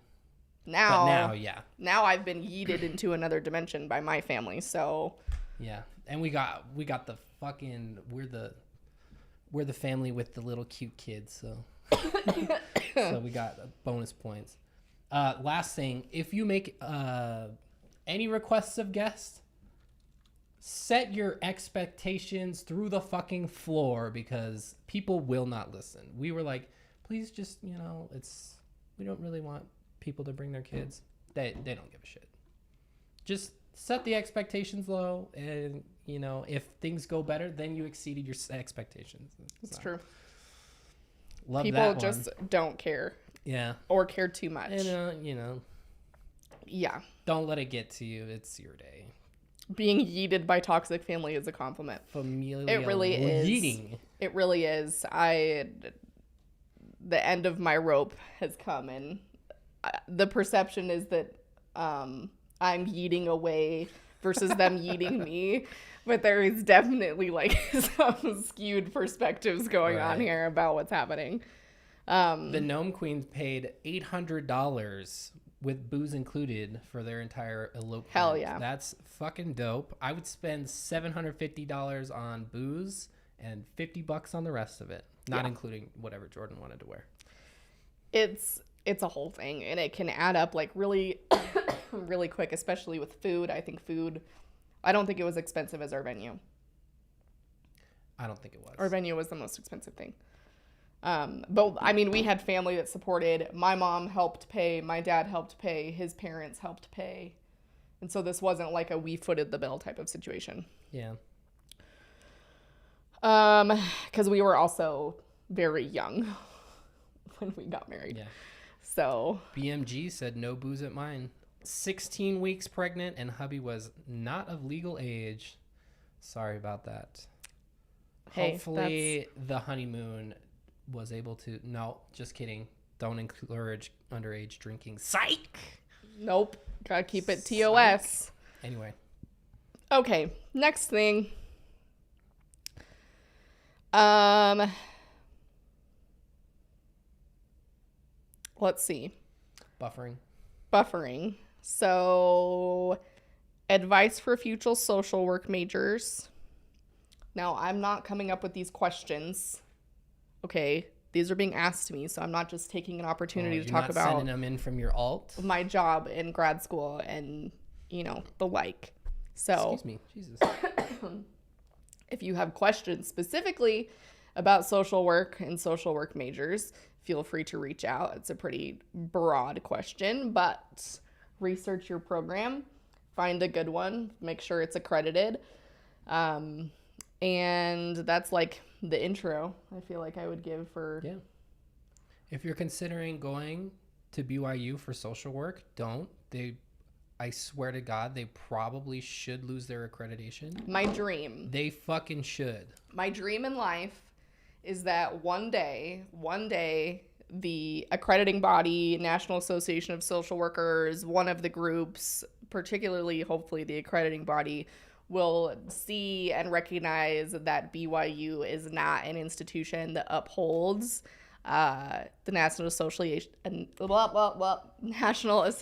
of Social Work's Code of Ethics. They don't agree. Like they can't coexist. And so I think at one point they will lose their accreditation. I don't know what that would look like. I know every few years they get audited and shit. But if you're thinking about going into social work, my encouragement to you would be don't go to BYU. But I don't think that'll happen anytime soon. I don't think anybody here is going to BYU. You're probably safe. If you are at BYU right now, just finish, get your piece of paper, get out. Go fast. Go fast. Why did I choose my MSW? So I chose my MSW because I was a public school teacher for a few years. And during my time as a special ed teacher, I became like what would you call it? The fixer? I became the fixer. I would say. And my caseload and my students in my classroom essentially became like the catch-all for the problematic students that nobody knew what to do with. Because they couldn't handle it. And so I frequently took in kids that technically weren't on my caseload. And I frequently, prior to getting them on my caseload, because I eventually would, but essentially there's like zero mental health support in schools. And if there is, it's widely like not addressing the need at all. Like, for example, my school, when I taught at an elementary school here in Utah, we had one school social worker and she was split between 3 other schools. So, like, Sheesh. My school alone had, like, I don't know, like 500 kids, I think. Maybe 300, 400. I was at a smaller elementary school.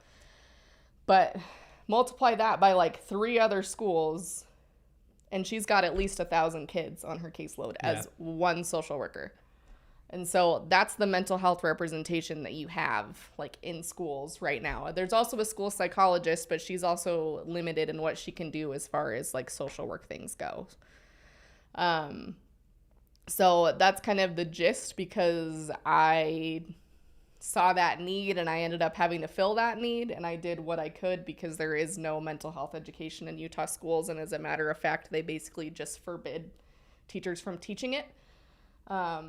And so I was feeling that need because there wasn't anybody else to do it. And if there was, we were strapped and did not have enough help to do it. And these kids are young kids right now have so much more on their plates that is different than any other generation. Like, every generation has their challenges, and obviously we're not living through like a world war or the Depression or anything.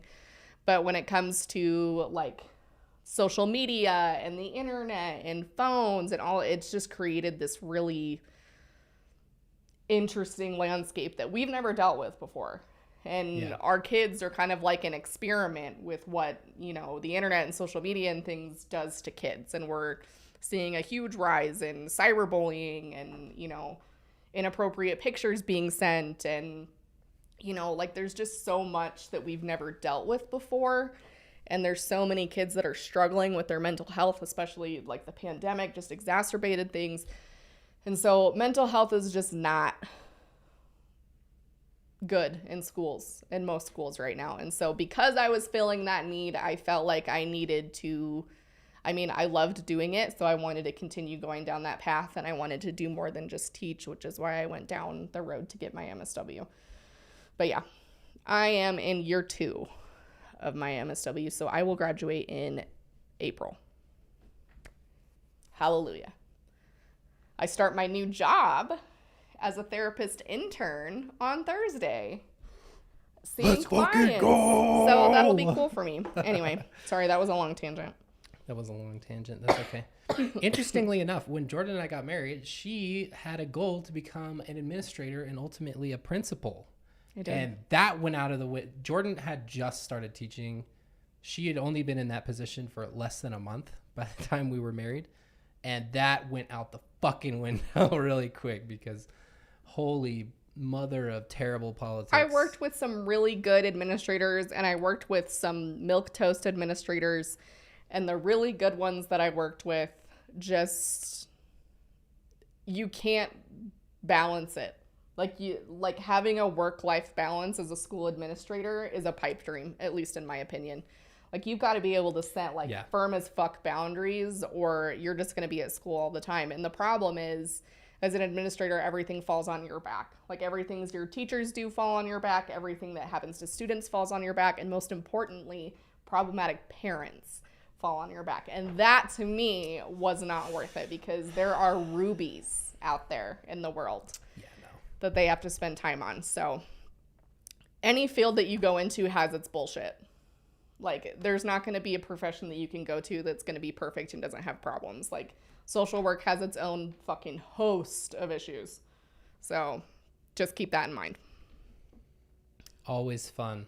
Thank you, everybody, for saying congrats. Let's go. Everybody here is so lovely. You guys are so great. I love everybody.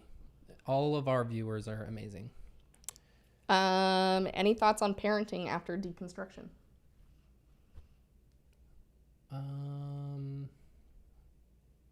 I honestly don't know.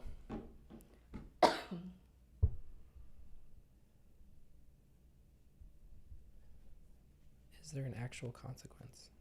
What am I saying? I couldn't tell you that. I want to give our kid the most in everything, and autonomy over whatever they want to do and everything like that. So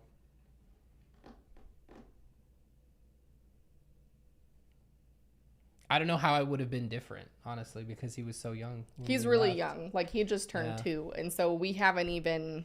And we were already pretty much out by that point. Yeah, anyway. our brains were already pretty much on the outside by that point. But and there's no, he's not in a position to understand anything complex right now like that anyway. And so we're not having to have those difficult conversations where he's like, where did I come from before I was born? What happens when people die? We haven't had to have those conversations yet. Do they give me anxiety? Absolutely. But I have time to figure it out. I know of at least one person who found it's like a program or a curriculum that essentially is, it's not like a replacement for religion, but it's like a nice little curriculum that teaches kids about important concepts like values and consent and, you know, like pointing out like what manipulation looks like and logical fallacies and just how to be a good person in general. And so they've taken that curriculum and they use that as a replacement for the time that they would have been at church on Sunday. And so I think there's like really good alternatives out there that can be used, because religion, like, you don't have to be religious to have morals and values and to be a good person. And so yeah, I'm grateful that we have time to figure it out, and me being in therapy and reading books and trying to get a grip on it before, you know, he gets old enough that we have to have that conversation. Yeah, I think I feel equipped to be able to understand that our child is capable of a lot. So,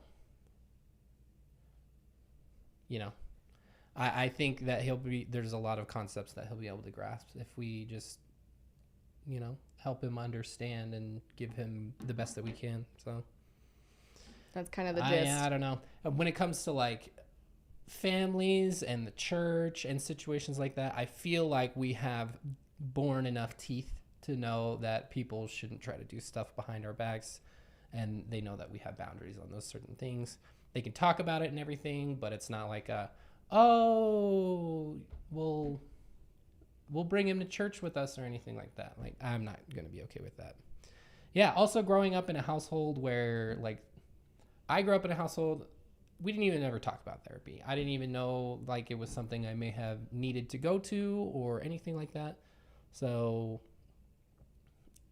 therapy is mandatory, in my opinion. Everybody needs to go to therapy. And if he ever needs any sort of support, the second he is having any sort of difficulty or asks about it or anything like that, let's find you someone.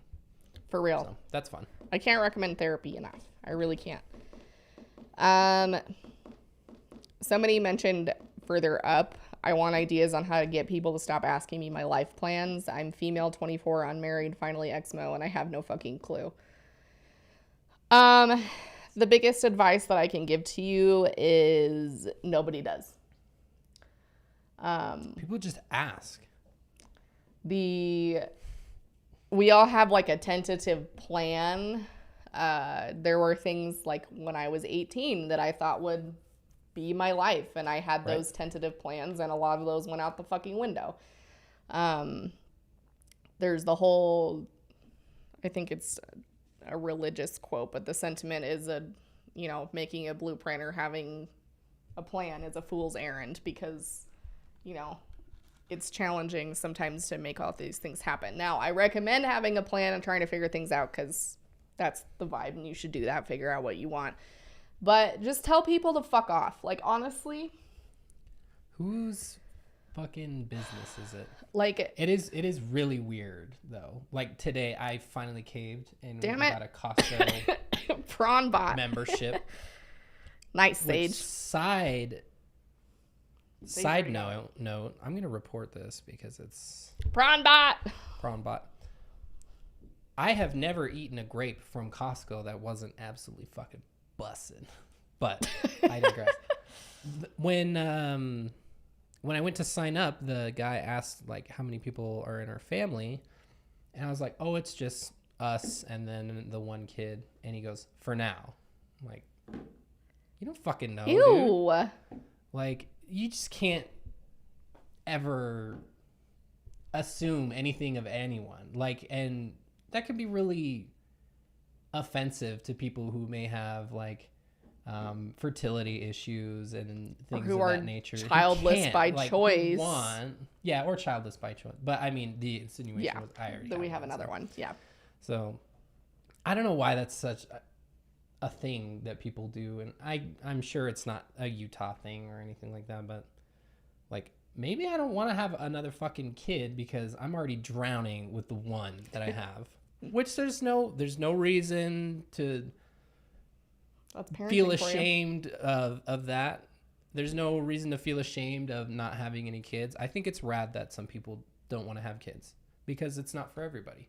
It's not like the human race is going to die out if we stop, if like even half of the childbearing population says, no, I'm not going to. That's what Christians think. God, come on. I know. If half of the people who can bear children said no for 50 years, we would be fucking fine. Like, we don't need to worry too much about that. But yeah. Sage is out here doing the most. Really, Snaps though. to Sage. That was fast. Okay. Let's see. So what else? Sorry, people are asking you about that. There's no reason. You don't have to have a set plan. boundaries. I mean, you can even come up with a snarky response and be like, when I figure it out, I'll let you know. Would you like me to call you? There you go. Text you? Put you on speed dial? If you give me my number, I can let you know. Oh, God. I just said think that's speed dial. funny... I just aged us by like 20 years. I never had speed dial. I did. Well, I never used it. Oh, we had okay. speed dial on our phones. Okay. I think maybe just for my parents.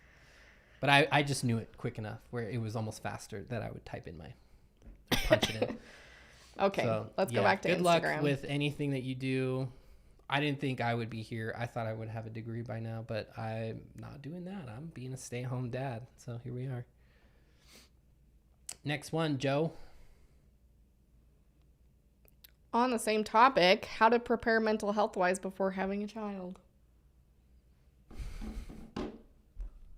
Just hold on for dear life.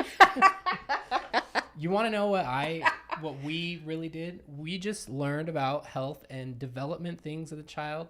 That was it. Like, and this was like probably a bad thing on our part. We didn't look into anything with us. Like, Jordan didn't have a therapist at the time, and fucking thank God that her therapist was able to somehow get her in earlier, because she would not have found a good therapist as fast as she should have. So yeah, have a therapist already that you know is good, I would say. Everybody needs to have a therapist that they know is good. As far as, so like personal opinion, not professional opinion, but in this space, typically we tend to see a lot of, like having kids or birth and labor, being pregnant tends to sometimes drudge up childhood trauma. Even things that have laid, like what we would, like using a phrase, what we would say is like that has laid dormant, like trauma that's just been under the surface and it doesn't really bother you and you haven't really touched it. So you've never really need to deal with it. And then you get pregnant, or, you know, you go through labor and you have this kid now, and then it like drudges up this stuff.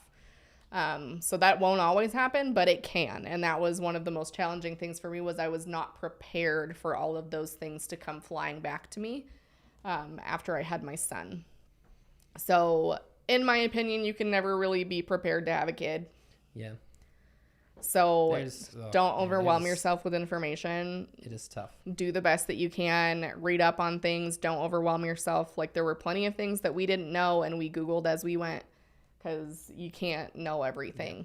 So be in therapy, work on any trauma, and then continue in therapy. Be prepared for like outcomes as far as postpartum depression and things. Know the signs, know what to look for. So if you do experience those things, you're prepared. And that can even look like telling your partner what that looks like, because sometimes we personally can't see it in ourselves.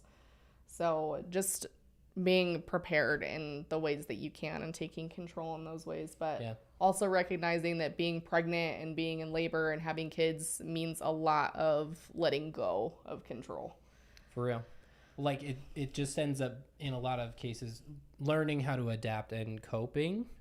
I think one of the best things that I learned how to do was just adapting to running on lack of sleep. Because, I mean, before we had a kid, we would go to bed at 10:30 every night. Mm-hmm. And that was just the norm. We would go to bed at 10:30, and I would work in the morning at 8, so I would sleep until like 7. So I was used to getting a lot of sleep. And then suddenly we had a kid and we didn't get a lot of sleep. And outside of the time that when he was asleep, we didn't get any free time. Yeah. So we've now gotten to a point where he sleeps at a certain time every night, and we know we have that time, and we stay up until the latest possible moment, and to keep our adult time. To keep our adult time. So it's kind of paid off in that. It's kind of sad. that's how we need to do it. But yeah, flexibility, tag teaming. If your partner is a man, tell him to get the fuck up and pull his fucking weight, because it should not be like some sort of magical thing that he's changing a diaper or anything. You're both parents, and if you were the one who birthed the child, you did all the fucking work up to this point, so you deserve at least 9 months off. And here's my controversial thought as a person who works with couples, and in my own experiences, there is no such thing as 50-50. No. So let go of that notion, because it doesn't exist. Some days it might be 10-90, some days it might be nothing. We have to get away from this idea that everything is equal and that you're doing the same things. We have to take into account things like emotional labor, because that's typically not accounted for. It's not just doing the dishes, it's scheduling appointments, and there's a lot to be said there. Courtney also raised an important point. I didn't know I had OCD until I had my son, so sometimes you don't know what to prepare for. I didn't know I had psychosis until I didn't know I was going to have a psychotic episode. In the middle of the street in the middle of the night. So, there are things you can't prepare for, but know the signs. That there's a lot of people who don't know that it's not just postpartum depression. There is such a thing as postpartum OCD. There is such a thing as postpartum anxiety. Like, those are all things that can be encompassed in postpartum periods, but it also could just be a thing that develops in time, or something that you didn't know is there. Pregnancy, labor, birth can also exacerbate like previous conditions that you might not have been aware of. Yeah. I did not know I had bipolar 2 until after I had my son. So, you can't know everything. You can't do everything. You can't have everything prepared. Like, that's... Yeah. And she didn't even know that until almost a year after we had him. Mm-hmm. And then it just came on because she tried to get back on like meds and everything like that. And it totally fucked her up because her psychiatrist didn't do the right thing. My hypomanic ass. So yeah, just be mindful. If you see new things starting to happen, just pay attention. Yeah, that's probably the best I could give for mental health stuff. Stay in therapy. And don't worry about being the best parent either. No, there's no such thing as the best parent. And there's no such thing as a perfect parent. You do your best. If you're protecting your child and they're alive, sometimes that's the best you can do. And get your kid in therapy. Get your kid in therapy. It's so important. Even if you don't think they need it, get them in therapy. And yeah, I tend to not like discussing postpartum things because I am like the literal almost worst possible case scenario that can happen for labor and postpartum. So if you don't want to have kids, you can come talk to me. If you do want to have kids, I highly recommend that you don't watch my video about my traumatic birth. But if you need like some birth control, if you're like in a little bit of a baby fever phase, that might help you out. Yeah, if you need to get out of that. We can send you some photos if you'd like. Oh, and God.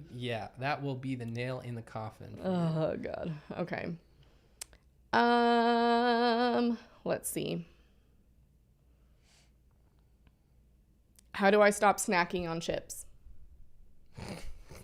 You're asking the wrong people. If you find out, let me know. Don't buy them is my best advice. If it's in the house, it's getting snacked on by me. I have so bad. And we've been on a Chips Ahoy kick lately. We really have. It's been bad. Let's see.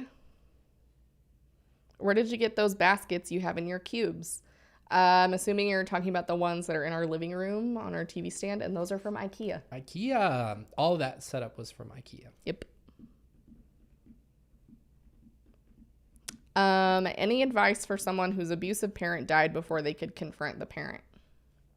That's a tough one. That's you. Jordan has some experience. Well, not with a dead parent, but... That's a tough one. With a situation like that, it's like I would have to know like an immense more amount of context that I have right now.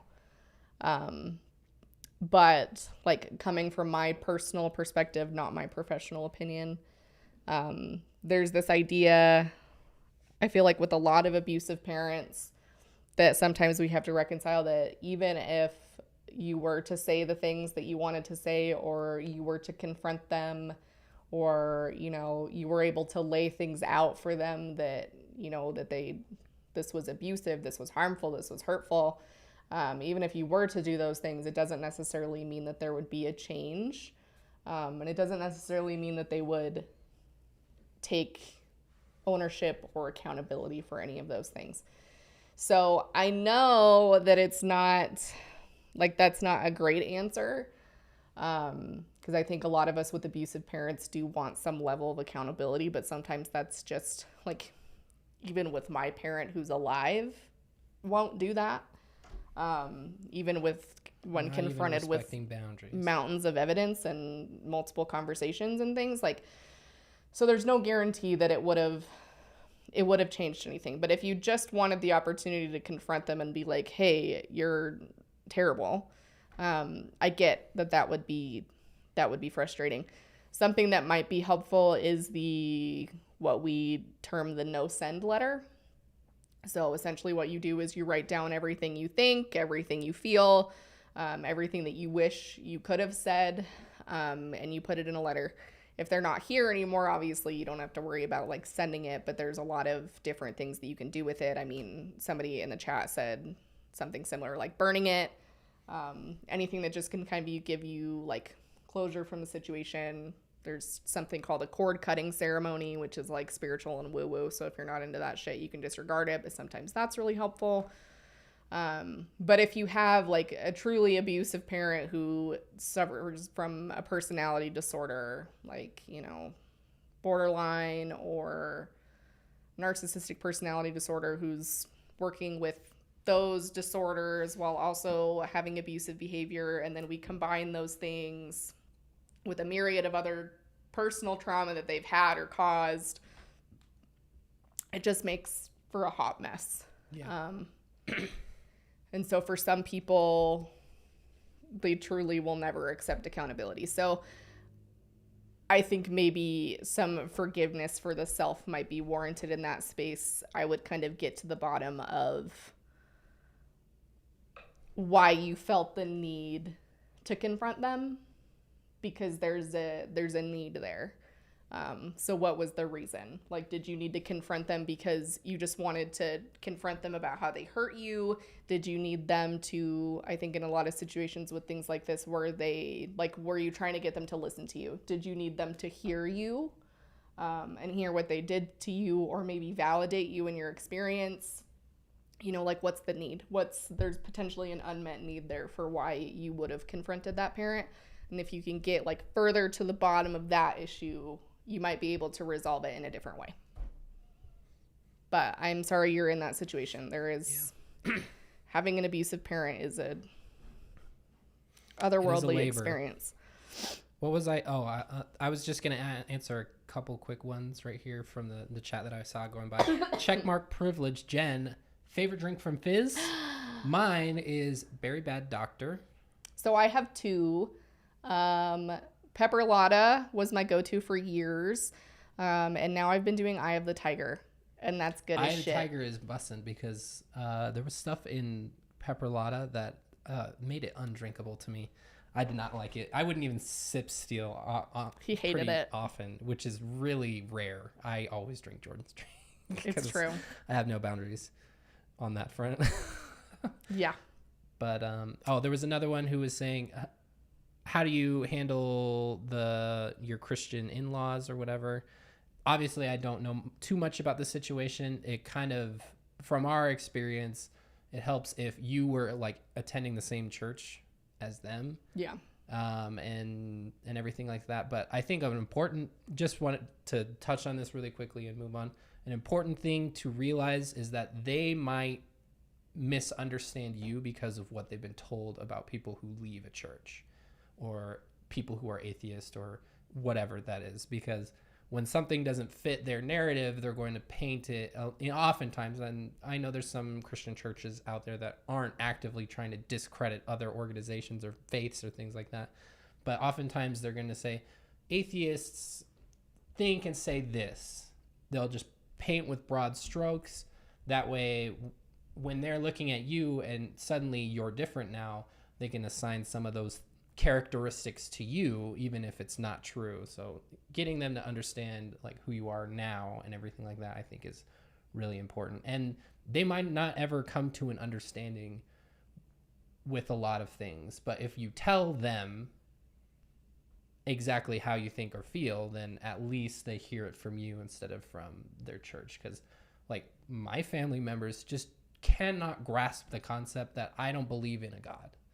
It's like totally foreign, and I'm okay with that. I understand that that is the framework that they've always had. They believe it. They have what they would consider to be evidences, and I'm totally okay with that. But I would just rather them understand that that's where I'm at. So, well, and sometimes you just have to communicate, because like what McKay said, like especially if they've been like super Christian or super Mormon, like that's literally the framework that they've built their lives in or around. And so in churches in general, and, you know, toxic family members and things institute such rigid black and white thinking sometimes, because like we have sin, like it's good or it's evil, like you're good or you're bad, you're, you know, you're a Satanist or, you know, you're a Jesus follower. Like there's no in between, which I think is really hard for people to wrap their minds around. But just trying to... You don't always need to have conversations about it either. Like we've had some conversations with family members, and it truly sometimes comes down to them just being like, I don't understand it. And we're like, that's okay. Because it's not your job to explain it to them or justify it. Like, that's not your job. Like, this is just what you're doing and how you feel. You could explain it to them like a million times over, and it's not going to matter, because until they get to a place in their head where they can truly like think differently or think more flexibly or use some more critical thinking skills, like that's not going to happen. So you don't have to worry about like trying to convince them that it's okay or that you're a good person because you're not Christian anymore, because that's not your job. Like you can exist as you want, and then you set boundaries on what you're willing to talk and not talk about. Yeah. So like it's been established with other family members that if people come to us with concerns like politely, or they have questions like nicely, we're happy to engage and have a discussion. But just on the whole, it's easier for all of us as a family to just not talk about those things. So like we don't talk about politics, we don't talk about religion, like those two things are off limits, and everybody just coexists peacefully, because we all know that we differ, and we differ in some really dramatic ways. But at the end of the day, we've come to a point where people are respecting boundaries. So it's much healthier than it used to be. Yeah. And just understanding that some people will choose to not understand. Yeah. And that's not your problem. That's their problem. If they choose not to understand, you know, it is what it is, and it sucks sometimes, especially when it's people that are close to you. But that's not your responsibility. Yeah. Somebody else mentioned that when you have a narcissist parent that dies, it's okay to have very mixed emotions as you process it in the future. It's very true, and it's something that we talk about a lot in the mental health realm, is being able to hold both things, even if they are in opposition. So like you can have like negative memories, obviously, with an abuser, but you can also have positive memories, and it doesn't take away from the fact that they were abusive. Or you can feel grief. Yeah, it's not like a scale. It's not a balance. No. They don't cancel out. So it's feeling the good with the bad. Far heavier than any good thing that anybody could do. Exactly. And so it can be both. You can be pissed as hell and still miss the influence of a parent or the good times that you've had. So you can do both. It's acceptable and completely normal to feel both, but our brains don't like to hold both. They're like, it's one or the other. This doesn't make sense. Please choose. Because it's more challenging to feel both of those things at the same time. But yeah. Jen asked, how long, if you can measure something like that, did it take you to going from questioning Mormonism to atheism/agnosticism? That just applies to me, really. I don't know, honestly. It got me pretty cynical really quickly. But I didn't really come into that for maybe a couple of months. But I honestly don't have any problem with anybody believing in anything, any higher power or anything like that, unless that higher power is a piece of shit like the the Mormon concept of God. I don't like that. Obviously, I'm not going to ascribe that to anything that I don't know about. I know about the Mormon concept of God, and I think that's a terrible concept of a loving father. So, but yeah, anyway. I fall more in the agnostic space. Like, I think there's something, like, I'm at it. It's weird for me because I'm not at like a prescribed box anymore. So like, I'm under the impression that there's something. I feel like there's something larger at play. I feel like things don't end in this life, whether that means like reincarnation or just, you know, altering another realm or, you know, things of that nature. But I don't think that there necessarily has to be somebody in charge. Like, I don't know if there has to be like a God or an all-knowing power or something divine that's like orchestrating everything and holding everything together.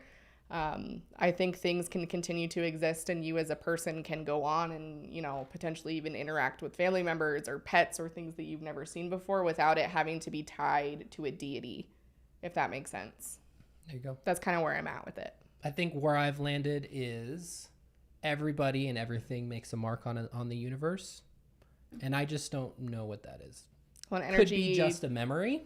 Can't destroy energy, so there's that kind of strange concept to me as well. Energy. The law of I almost said consecration. The law of conservation of energy. You know, I mean, it can't be created nor can it be destroyed. So that's something. That's a cool concept, honestly. That allows for us to exist as like eternal beings, just like in the Mormon space. And I think now they're even with the James Webb telescope kind of questioning, do we have the right idea when it comes to the Big Bang? But maybe that's just people muckraking for the sake of views. James, I've seen your question a couple times, so let's hit on it. If you guys left the church after your kid was already an adult and stayed strong in it, how do you think things would look different? Again, I am in a space where I don't know if we had been in there for a lot more time. I don't know how our way of thinking would be different, but I want my child to make the choices that they want to make, even if it hurts me, honestly. If he would continue in, and even if he was an adult and he decided to join the Mormon church, that's his choice. And it would hurt me because I know a lot of things and he would probably not be taught the truth about what it is because that is their MO. But ultimately it is his choice. Well, and I think that's what it comes down to for a lot of this is we're not going to stand in the way of like the Mormon church does, where we're like, this is the only one and true thing that you can do and that's it. Like, it's the church or it's nothing. Like, the church is the only true church on the earth. Like, that's it. So, you know, I don't think there's anything wrong with educating your kids if you were in a cult about the harm and the damage that's done, just as a protection to them, to just be straight and honest about it and be like, you know, we left this because it hurt us and caused us a lot of problems, and being straight like that. But it's hard to tell because it kind of just depends on where we would have been in the journey. I feel like if we had stayed in the church longer, we would have still been really lax about it. Yeah. Jen made a good point about the episode Godfellas from Futurama. If you have Hulu, go and watch that episode because for a fucking stupid cartoon, it is really thought-provoking and kind of interesting thing to consider. Go check that one out. About religion. I love it. Let's maybe do one more. Did you have any more in the Instagram that were worth noting on? And then we'll wrap it up for the night.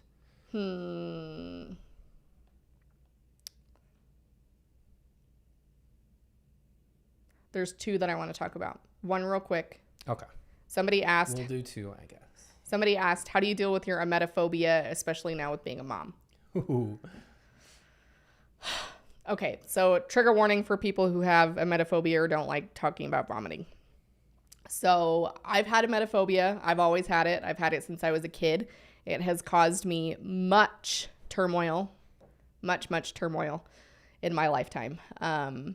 And like I jumped out of a moving car that was slowing down on a highway because one of my dad's dog was puking. Yeah, like jumped out of a moving car that was slowing down on a highway. Anyway, so emetophobia is tough. In my opinion, emetophobia is typically a function, in my personal opinion, of OCD. And so my best advice with emetophobia would be to do exposure in response ERP therapy, because we know that exposure therapy is the like the utmost evidence-based thing to help people cope with OCD. So in my opinion, it's closely associated with OCD. So if you can do that, that's great. As a mom, I was terrified of this before I even got pregnant. Yeah. Well, especially for the nausea, it was a thing. So I told my OBGYN before I was even pregnant, the day he took out my IUD, I said, I have emetophobia. I will cause immense anxiety to my unborn child if I do not get anti-nausea meds while I'm pregnant. So he, being the lovely soul that he is, prescribed me anti-nausea meds that I took my entire pregnancy. No, you didn't. We couldn't afford them. We took a different one. I took Zofran, for those of you who are familiar. Yeah, but that was more like a rescue thing. I took Zofran every day. You took it every day? Mm-hmm. I thought that was what the B12 or B13. That also helps with nausea. What the fuck was it? B12? And Unisom. Yeah. So I managed it with meds my entire pregnancy. There's also now some like potential studies around Zofran not being safe for pregnancy. So obviously consult your doctor, but it's prescribed. Let's fucking go. My kid was fine, but I know everybody says that about things, but obviously consult your doctor on it. The thing about Zofran, though, is if you take that consistently, you also need to be taking something to help the other end, because otherwise you will be in a world of hurt, okay? Zofran, any type of, like, really anti-nausea meds will back you up like nobody's business. So the anti-nausea meds help. You eventually get used to the kind of nausea feeling. It improved with me over time because I could manage the nausea because I knew I wasn't going to throw up. So I could manage it in that way. I did one time before I took the meds. Oh, you did? One time. It was. You must not have been around. I must not have been around. No, you were at work. It was very, very early on in my pregnancy. But there are some people who don't have nausea at all while they're pregnant. There are some people who do not have one bout of morning sickness ever during their whole pregnancy. It's crazy. So there's not a guarantee that you're going to get morning sickness. But one of the things that kind of shifted my perspective when it comes to emetophobia was at the end of my C-section, you know, after they had sewn me back up again and I was laying there the whole time feeling everything. After they sewed me back up, my body was in such shock, essentially, that I was like super nauseous. And so I was telling the anesthesiologist, I was like, give me anti-nausea meds. I need something. I'm going to puke. And so he gave me like every single dose possible of anti-nausea meds to try to get under control. But I couldn't. I had to puke. And I did. And it was like immense relief after that. And so that shifted my perspective of vomiting a little bit. Because it was such a relief to me in that point, because I think my body had literally just given up and it needed to do something in response to the extreme pain and trauma that I had just endured. But that's not everybody. That's not the case with everybody who has emetophobia. So obviously ERP is a really great way to kind of help with that. It also just gets better. Like, I can manage it more with babies than I think I will when he's a toddler, like when he gets older. Yeah. Like if he's in elementary school and he's vomiting, I don't think I'm going to be able to deal with that. That's going to be a him issue. But as a baby, it doesn't really, like, to me, count as vomit. Yeah. Because they're just like spewing back up formula, and it's like, or breast milk, and it's not like. Yeah. And he once got it in her mouth. Oh, he puked in my mouth one time. And yeah, she kept her cool. Yep. So I rinsed my mouth out, changed my clothes, and went on my merry way. Yeah. So parenting will do that to you. Someone said they have HG. It really just kills you inside. We're all just dead inside. Someone said they had hyperemesis gravidarum, I think is how you see it. Hyperemesis. HG. Is it emesis? I'm basing this off of songs that I've heard. So I was absolutely terrified that I was going to have HG because I had some friends that had it, and it's basically imagine your worst amounts of vomiting and not being able to keep food down at all for like 9 months, to the point that you can't eat anything. To my friends, one of my friends that had HG was constantly going to the hospital because they had to pump her with IV fluids because everything that went in came right back up. So HG is not dead inside gang. I've got mad respect for people who endured that because I don't think I could have. Okay, last thing. What's your best piece of marriage advice?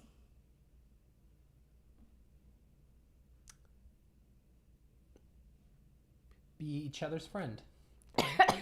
Yeah, none of that don't go to bed angry bullshit, because sometimes it takes longer than that to resolve something. But yeah, I'd like being friends with you. That's cute. I like being, someone who you can hang out with all the time, because we're just chilling all the time. It's been like, we've been around each other constantly for a couple years now, ever since the pandemic. So yeah, it makes it easy when you have a friend around all the time. It's true. Easier. Yeah, it doesn't. Anybody who says they don't fight or their marriage is perfect or they don't argue is full of shit. Yeah, Jordan will leave half-drank Capri Suns in the car cup holder like every day, but that's okay because that gives me an opportunity to throw it away for her and do something nice. It's true. It's true. So everybody has their things, okay? Everybody has their things. Everybody argues.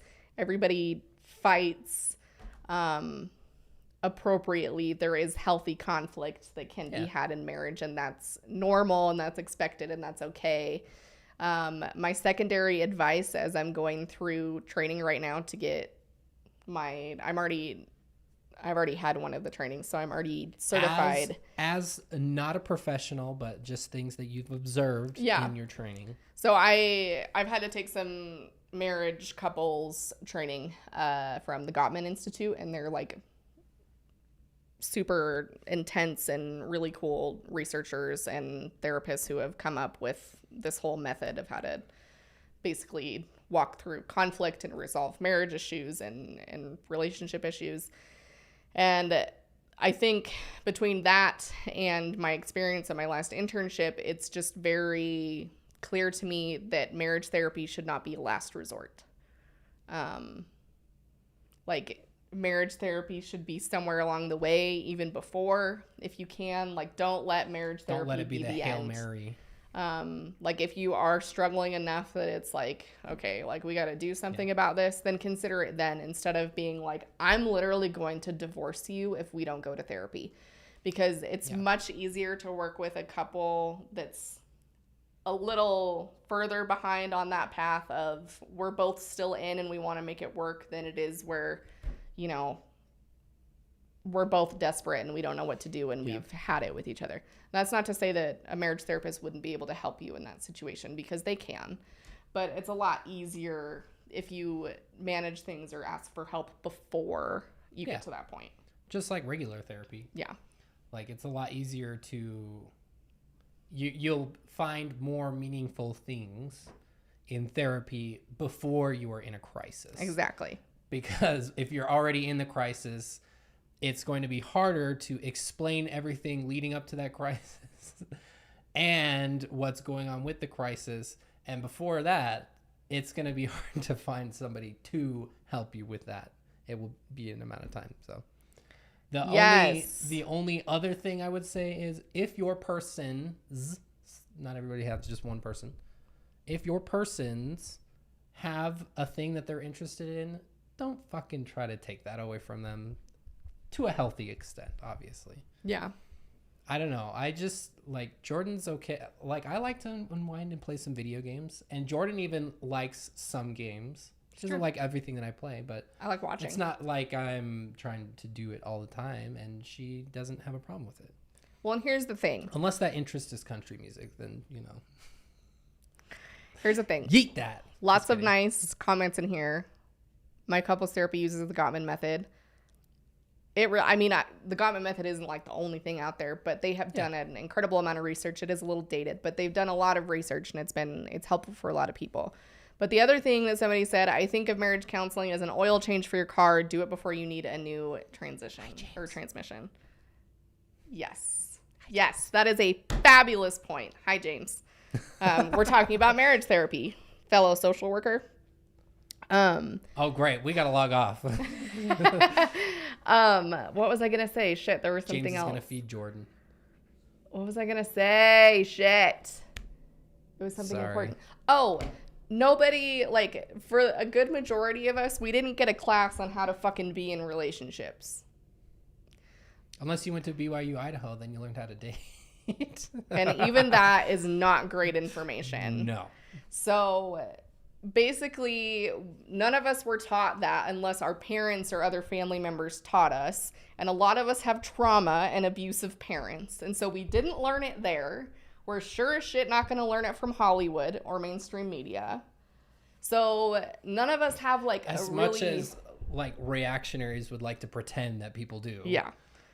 Like none of us had that. Like there are some, like our school, my high school had a healthy relationships class, but I mean it just barely touched the surface. Like what is abuse basically.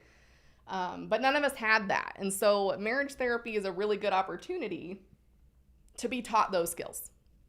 Because most people don't explicitly get those things taught to them. And then when they're in a relationship with another person who also didn't get those things taught to them, then you're both like, well, what the fuck? What the fuck? And so marriage therapy doesn't have to be a crisis response. It can be a resource because you have a hard time communicating. Like you just do things differently. You're, more defensive. You're more contemptuous. Yeah. Like you just need to learn how to manage each other's communication and arrive at compromise in most places. Like you have to learn how to argue. Most people don't know how to healthily argue, and most people don't have a basis. I just start crying, honestly. Most people don't have a basis for how to healthily resolve conflict, because you can have conflict. It's how you handle it. That's the important piece. And you don't get taught that. If your parents yell and scream at each other when you were a kid, that's what you know.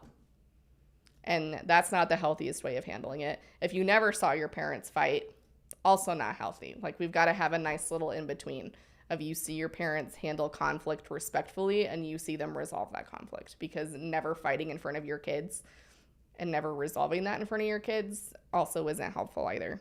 Again, personal opinion. What are you looking at?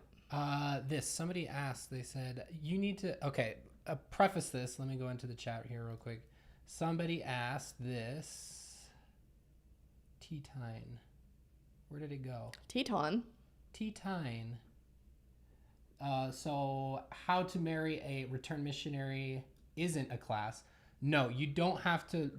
There's no class on how to marry a return missionary, because they are as easy as they come. They will seek you out. Don't worry about that. But then another person asked if there was because we need a class about that, and I had made a comment about a BYU Idaho class about that. Well, we already have a video about that. It is right here. Check it out. Mormon dating horror stories. BYU professors teach students how to date. So there you go. That was the closest thing, but it's also pretty close to being a class on how to date. Yes. So you don't need a how to marry an RM class. You just need a how to be married to an RM class. And what BYU is teaching you is not great. No. Because there's plenty of people that leave the church, or who one partner leaves the church and the other one doesn't. And then we've got what they've termed a mixed faith marriage, which just causes all kinds of issues.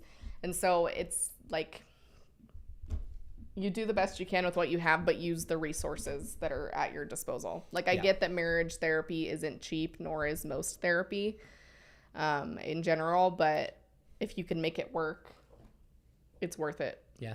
Save your and I mean, marriage therapy isn't just for saving a relationship. Marriage therapy can be walking your kids through a divorce. Marriage therapy could be terminating a relationship in a respectful manner and getting closure for the both of you. Like, you don't just have to go to therapy with the guarantee that your marriage is going to be saved. There are other reasons that you can go. Learning how to co-parent through a divorce. You know, there are a variety of other things. But as usual, I can't plug therapy enough. Yeah, it seems like the people who are so adamant that America is falling apart because families are no longer the center, which America is falling apart for a variety of reasons. Those people Generational trauma. Those people are never proponents of free therapy for everyone or accessible health care for everybody. Isn't that interesting how that works? Because you can help the divorce rate in a way, not every marriage is built to exist. If everybody had access to marriage therapy or family therapy and things like that. So. Family therapy is important too. Like, if you're having communications issues on a whole, like as a family with your kids, like the whole therapy is applicable for everyone, and it's a whole fucking unit. So right wingers go to therapy challenge. Really, not though, clickbait. Impossible. Like, so many of us, like, I came from a conservative household, right? I never went to therapy. We were hella conservative. So, like, so many of us are, like, entrenched into toxic family systems with enmeshment and no boundaries and emotional incest and all this kind of crap that goes on, and we just normalize it because that's what we grew up with and we don't know anything different. So, challenge that, potentially, because it may not be normal. In therapy, your therapist might look at you and be like, what the fuck did you just say? What are you doing? doing? And then you will realize that it's not normal. Yeah, America, just pull yourselves up by the bootstraps. Ugh. Go and work a minimum wage job so you can pay for therapy, but not food or rent. Nope. Go fucking do it, everybody. You can do it. All you need is a can-do attitude, and you can go absolutely nowhere in this country. Jen, I have run into a handful of them as well. Republican therapist feels like an oxymoron. How could you go through, social workers exclusively, how could you go through the social work program just seeing what Jordan's learning and remain a conservative? There are conservative therapists who still can hold up the code of ethics, okay? They can. That's arguable. But maybe if you're a rhino. There's going to be a lot of things that challenge them, right? Like, there's going to be a lot of, institutionalized racism and privilege and things that might be challenging to their worldview. So they might not. The problem is, it's not a problem, but people seek out the therapist that they want. So, like, if you're a conservative person, you're likely going to seek out a conservative Republican. And that's not to say that they couldn't be helpful to you, because they're trained, they're licensed, they can probably help you with some things. But it would probably maybe be a different experience than if you went to, a different therapist. And that could be said for anything. But personally, I don't want to go to a conservative therapist because that's just not going to vibe with me. Avoid. My mother's a whole fascist and worked in social work for 20 years. Fuck. There's probably when they didn't really care that much about there are a lot of terrible social workers out there. Teresa asked if we were talking about this today. Does Mormonism have a church-sponsored religious therapy program? Because if so, I'd like to infiltrate it. It is called LDS Family Services, and Jordan actually just got a referral from there today. Yeah. So yeah, there is. It is. You have to be a temple recommend holding member in order to work there. They do recruit people from university programs in Utah. Like, one of the internship options that was made available to me for my first and second year was to go work for LDS Family Services. So I have my own problems with that because there are some unethical things that happens with some therapists, not all, in LDS Family Services, like therapists terminating a client just because they're not Mormon anymore. Like, that's not appropriate or ethical behavior. And so it's just something that you have to keep in mind. If you want to see a Mormon therapist who's got Mormon biases and supports your Mormon framework, hit them up. Hit them up. That's for you. That's what you want. If you're maybe transitioning out of the church or are questioning church teachings or leading yourself down a different path, then a church therapist might not be good for you. Because at the end of the day, they answer to the church. They're employed by the church. They have a temple recommend with the church. And so they agree to all those things. And so they can't like be encouraging you to leave the church, right? And no therapist should be telling you to do anything. But they might be less likely to encourage you to look at things from a different perspective because they're employed by the church, you know? So it's hard. And there are good LDS therapists. Like I've encountered a couple ex-Mormons who went to LDS Family Services for therapy and they still ended up leaving the church and they had a supportive therapist. So we're not going to like cut down the whole institution, right? But there are some problems ethically, in my opinion, in my personal opinion, with how that operates. That are iffy. Yeah. So that's just my personal opinion. But yeah, they do have a whole ass branch of therapists and resources for people. I guess I kind of use conservative and right-winger interchangeably. It might be a little kind of harsh for some people to just lump them all in, because I don't like to be lumped in with all liberals on a lot of cases. So I have a conservative friend, or a couple conservative friends, and my family generally borders on conservatism and right-wingdom, but not all conservative people are terrible. No, and it's just, again, it's people your framework. People all do terrible things. It's your life experience. There are shitty liberals. There are shitty conservatives. When we start going down the path to right-wing and QAnon and white supremacy and things, then we have different issues. But, you know, it's hard to find a therapist that you feel like fits you sometimes, and it takes a while. But it's also completely acceptable for you to like basically short of interrogate your therapist, because at the end of the day, they're your therapist. Like I recently came across a TikTok of a Black woman who's also a therapist. And at the time she needed to see a therapist, but she couldn't find a Black therapist to meet with, which would have been obviously her preference. But she met with this white woman, and so this white woman therapist, and one of the first questions she asked was, who did you vote for in the last election? And that seems like an inappropriate question to ask, like just off the cuff. But the reality of the situation for her, as she explained, is, you know, white supremacy and privilege and racism is my life as a Black woman. So if you voted for someone that is a white supremacist that does continue to uphold and perpetuate all kinds of racism, institutional or otherwise, then I can't work with you. And so even though that might seem abrupt and be like, shit, that seems weird to ask your therapist a question like that, you can. If it's something that they're not willing to answer, then they'll tell you, and they'll probably tell you why. But it's okay to ask them. Like, it's okay to say things and be like, especially here in Utah, like we, like at my job, like if we are comfortable with it, we disclose our religious affiliation just because of the influx of people on both sides. So we have Mormon therapists or Mormon clients who want to see Mormon therapists, and we have ex-Mormons who want to make sure that they're not with a Mormon therapist or that they're with an ex-Mormon therapist. So those are things, like, while it might seem inappropriate off the cuff to be like, hey, what's your religion? Like, if it serves the client in that way, then that's helpful. Especially if your client, like if you're an ex-Mormon, seeing an ex-Mormon, it's much easier than seeing a therapist who doesn't know anything about Mormonism, because then you're having to explain like 15 million different things.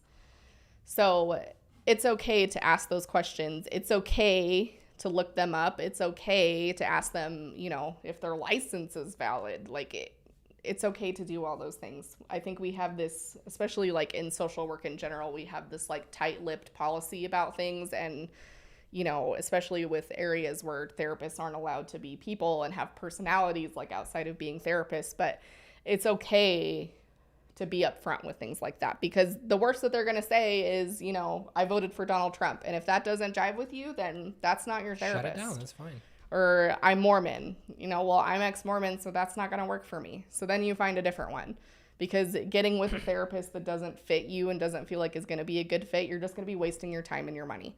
So find a good one by doing as much research as you can beforehand, because if they're a good therapist, they're going to be willing to answer your questions. And if it's something that feels too personal, they might not answer you, but they're going to tell you why. Yeah. Sage, damn you. Reminding people. What is I was hoping people would have forgotten about the Apostates thing. One closing thing that I wanted to make about the political stuff. It's, a couple people have commented on the cute girl hairstyles. What are people bitching about that for now? It was mostly about the end piece with the one's husband-to-be or husband. I don't know if they got married already. Where he was just dick riding Trump on Facebook and how we thought that was funny.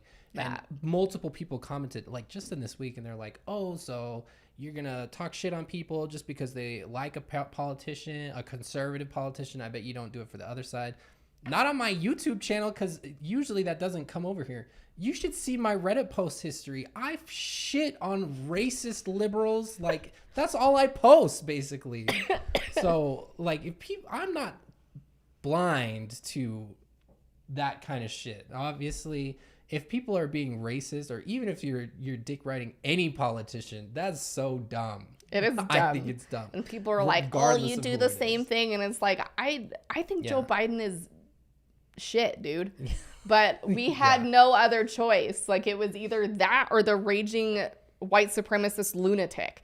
So at the end of the day, I'll take the other dude who's problematic, but not as much. Like, and that's the point that we're at in America. So, but if somebody posted something like that about Biden and was like dick sucking Biden, I would make fun of that too, because that shit is dumb as hell. What is wrong with you? Yeah. You can support a political candidate without being like up their ass. Yeah. So it's just funny because we just, on this channel, it doesn't happen very often because the people who we're talking about generally fall in one camp. And yeah, don't stand politicians. They're not people to be looked up to in a lot of cases. And most of them are shitty. Even the ones on the left. They're all part of the problem. I mean, they can be good people. They're nice, I'm sure. Yeah. Bernie's a nice dude, you know. He seems nice, and, you know, everybody's got some sort of skeleton in their closet, and not everybody has our best interests in mind. That was the best case scenario. Joe Biden. Bo really said it best. Let's go, Brandon. I agree. Let's go, Brandon. No, you don't agree. In an ironic sense, yes.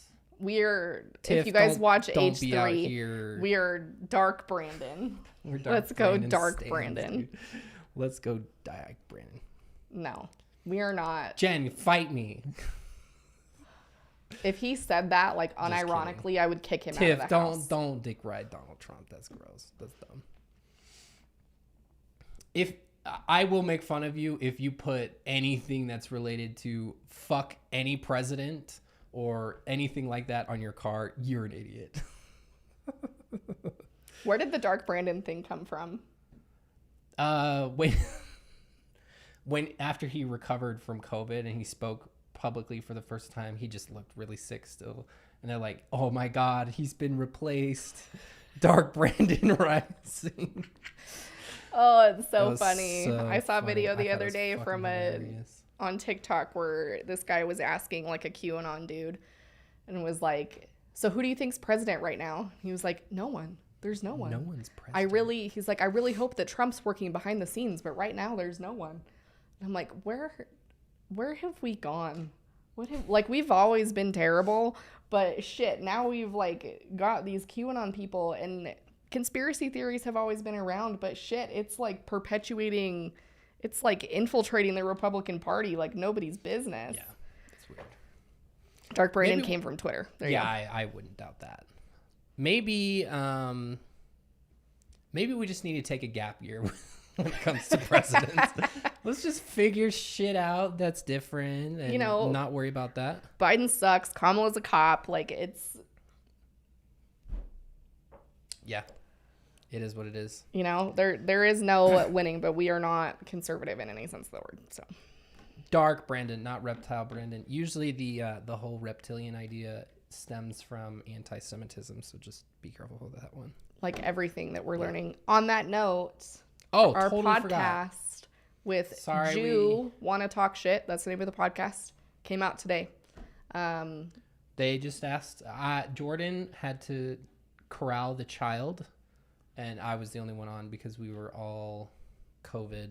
So anyway, I was on. They asked me a bunch of stuff about Mormonism as it pertains to like how it intersects with Judaism and everything like that. So it's really interesting. It's awesome. Go check it out. They asked they got me thinking, and I had to dig up stuff for them. There's a lot, like, generally, especially conspiracy theory stuff. Like, conspiracy theories, so many of them are based in anti-Semitism. Yeah. Like, it is, like, when you truly start to dig into it and start to learn about it, like, it is very unsettling how much stuff, like, just in American culture, like, in general, is based in anti-Semitism. It's crazy. Whenever people talk about, like, New World Order or globalism and things like that, that's all rooted in anti-Semitism. And that stuff is pretty common. Yeah, it's wild. And Mormonism obviously steals everything from everyone. So why wouldn't they steal shit from Jewish people and Judaism? So yes. Oh, let me put the link in the chat real quick. It's already live, isn't it? Mm-hmm. Yeah, it was live this morning. How was the best case scenario, Joe? What kind of platforms we on? I'll put it in Apple Podcasts, and Spotify.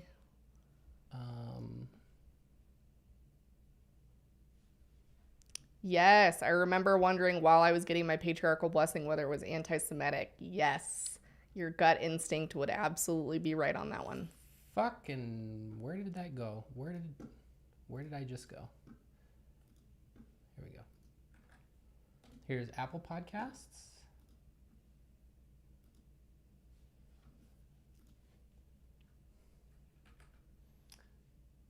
Get the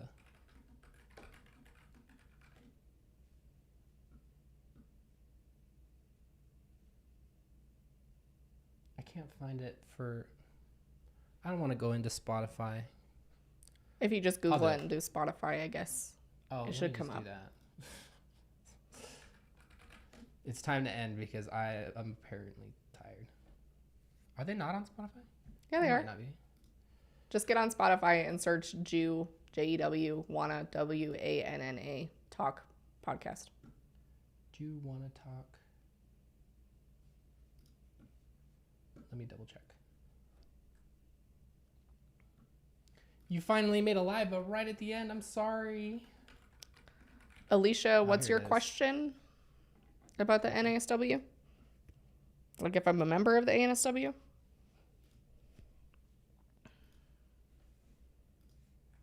The episode is called, I think it's just Mormonism Part 1. Yeah, it's a two-parter because we talked for quite a long time. It should be the most recent one. Yeah, it's just Mormonism Part 1.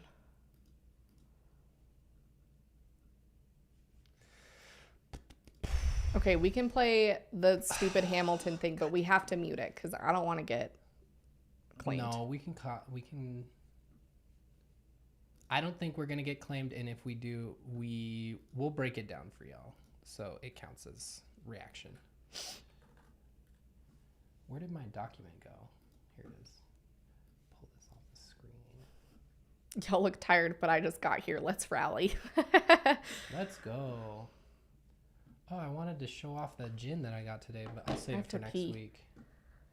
It's kind of special. All right. If this goes badly, it's all your faults. Alicia, this is the first time I'm hearing of this. So now I've got to look that up. Alicia, what's good? The National Association of Abolitionist Social Workers. I feel like I've like All in the heard it land maybe in passing, but now I'm going to have to look it up. Thank you for bringing that to my attention. All right, we won't watch this whole thing because it's 7 minutes, and I don't want to show 7 minutes. So you guys can look it up if you want. It's not monetized, so I don't really care. Heavens opened up in the spring of 1820. Yeah, 7 years later, 14-year-old cat dug up some love letters from the ground. Contained words stronger than penicillin, filled with words so profound. Can I get a mic check? They say where there's... For those of us who missed what we are viewing here, we talked about it earlier. This is Alex Boyer, a really talented British-American artist. And this was kind of a blunder because him and other people saw the popularity with Hamilton, and he wanted to kind of do the same thing, but with Joseph Smith. So No vision, the people perish. Something happened in the land 17 million people cherish. Revelation from the land you were born. Headed far west to educate the misinformed. We gon' set the truth straight, then get the truth straight. Time to activate, put on your breastplate. Time to activate, put on your breastplate. I don't know. The problem is that I really like him, and I think he's so talented. He's really talented. It hurts to see somebody in such cringe. Because I just, like, I really like him, and I think he's a nice guy, and he seems like a good family man, and, you know, lots of Mormons are nice guys, and that's great. But I just hate to see him, like, putting himself in the position of, like, Joseph Smith, like, holding him in high esteem. Yeah. You know what I mean? Like, it just seems like such a insult to like his character, because he's not like that. He's not Joseph Smith. No. He didn't do the terrible things that Joseph Smith did. Like, you know, like it just seems like I have like major cognitive dissonance because I don't want him to be doing this. It would be way worse. Like, this is already bad. It would be way worse if this was about Brigham. I don't know. Dude, Brigham... I don't know. Owned enslaved people. That is so much worse. But I guess Joseph was, what's her name? Jane Manning. Mm-hmm. What's her? Jane Manning Jones? I think so. Was a black woman who was a servant in the Smith household, and she was vicariously, while she was alive, sealed to Joseph Smith as a servant, not even like not as a spouse or like a celestial wife. So I don't know. I hear that times were different, and I hear that, and people bring that argument up all the time. But now it's like I just don't want to perpetuate that this was a good person. You know what I mean? Like, people like Alex Boyer, and I think he's talented and brings a lot to the table, and I think people appreciate who he is, and so he holds a lot of influence with people. Yeah. And this is just putting Joseph Smith in such a good light, and it's like, no. No, dog. No. Yeah. All ready for this lyrical storm. You might think it's hot, but we just getting warm. Go down in the water, deep in the water. Take up your sword and shield, raise them up high. Feeling like my brother. Oh yeah, I'm knocking on heaven's door. I'm feeling so good, now I pray for more. Now I'm living on brass plates and golden. I'm feeling the words that's been spoken. Yeah, oh yeah. Boy, a strange enchanted boy went to the woods to pray without delay. He saw night and the sun. He was the one. Yes, he is Mormon. Let's look. He was the one. See, here's what I'm talking about is like, this is really, I guess he's not he's not Joseph Smith. He's like, okay, that makes it a little better. What do you call that in musicals? Like the narrative, the storyteller. Oh, like the fates. Okay. What do you call that? They're like the background singers that are the narrators. Yeah, like narrating storytelling. I don't know what you would consider that, but like that's better. Okay. Yeah, that's better. I can give him credit there. He's not trying to be Joseph. It's still dick writing for Joseph. It's still Smith, dick writing Joseph, sucks. Yeah. Which it's not. I don't have the problem with him trying to be Joseph. I mean, I think that like cuts to his character a little bit, but he's the one producing this at the same time. So I'm like. The chorus. That's what yeah. There you go. Yeah, I was thinking because we're gonna go see Hadestown actually next month, and in Hadestown there's a narrator, And there's also the group The Fates, who are like the background singers that basically do the most. So yeah, the chorus.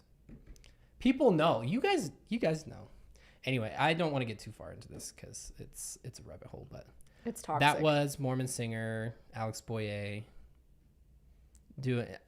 It's good. It's well produced. It looks good. It sounds great. The music is great. If you took all of the lyrics out of it, and if they sang it in Simlish, it would be good. But they are not singing in Simlish. They are singing praises to Joseph Smith. So. And I don't know.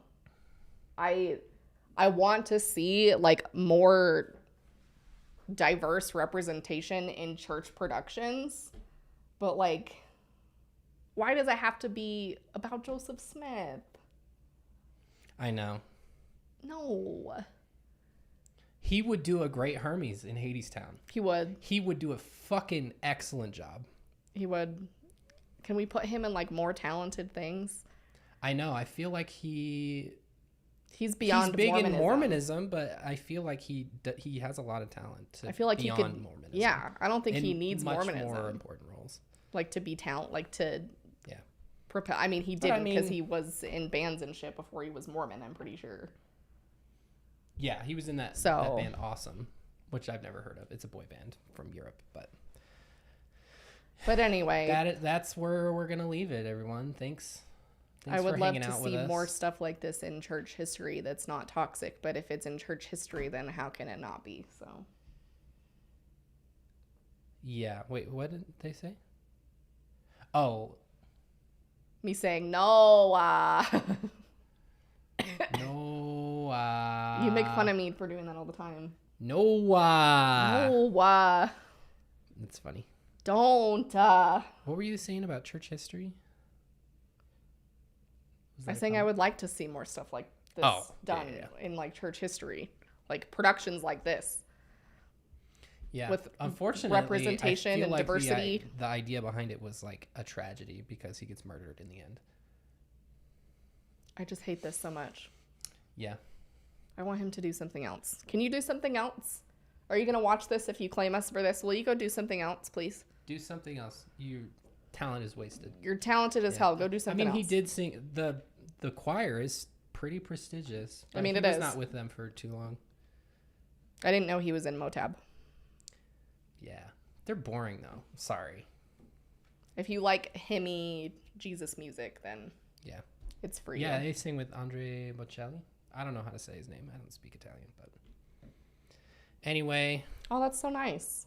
I still don't know how you guys ended up so rational about everything after being indoctrinated since birth. I have so much respect for you. That's so nice. Yeah, I'm always looking for new perspectives. So I found a lot of them among a lot of you amazing people. So thank you. Yes, streams are Tuesday night, every Tuesday night. 9 Eastern, 6 Pacific, if you're in the United States. Sorry, I know we have viewers out in Australia coming home at lunchtime from Hammer Barn. Somebody said that. They were like, oh, I just got home from Hammer Barn and I'm having some lunch. So I freaking love it. So yeah, we do this every Tuesday, videos every Monday. But yeah, we'll be back at this again next Tuesday, but we'll have a recorded video that will go live on Monday before we go live again. So come and join us, put it on your calendar, put a reminder in your phone. Go join the Patreon for more exclusive content.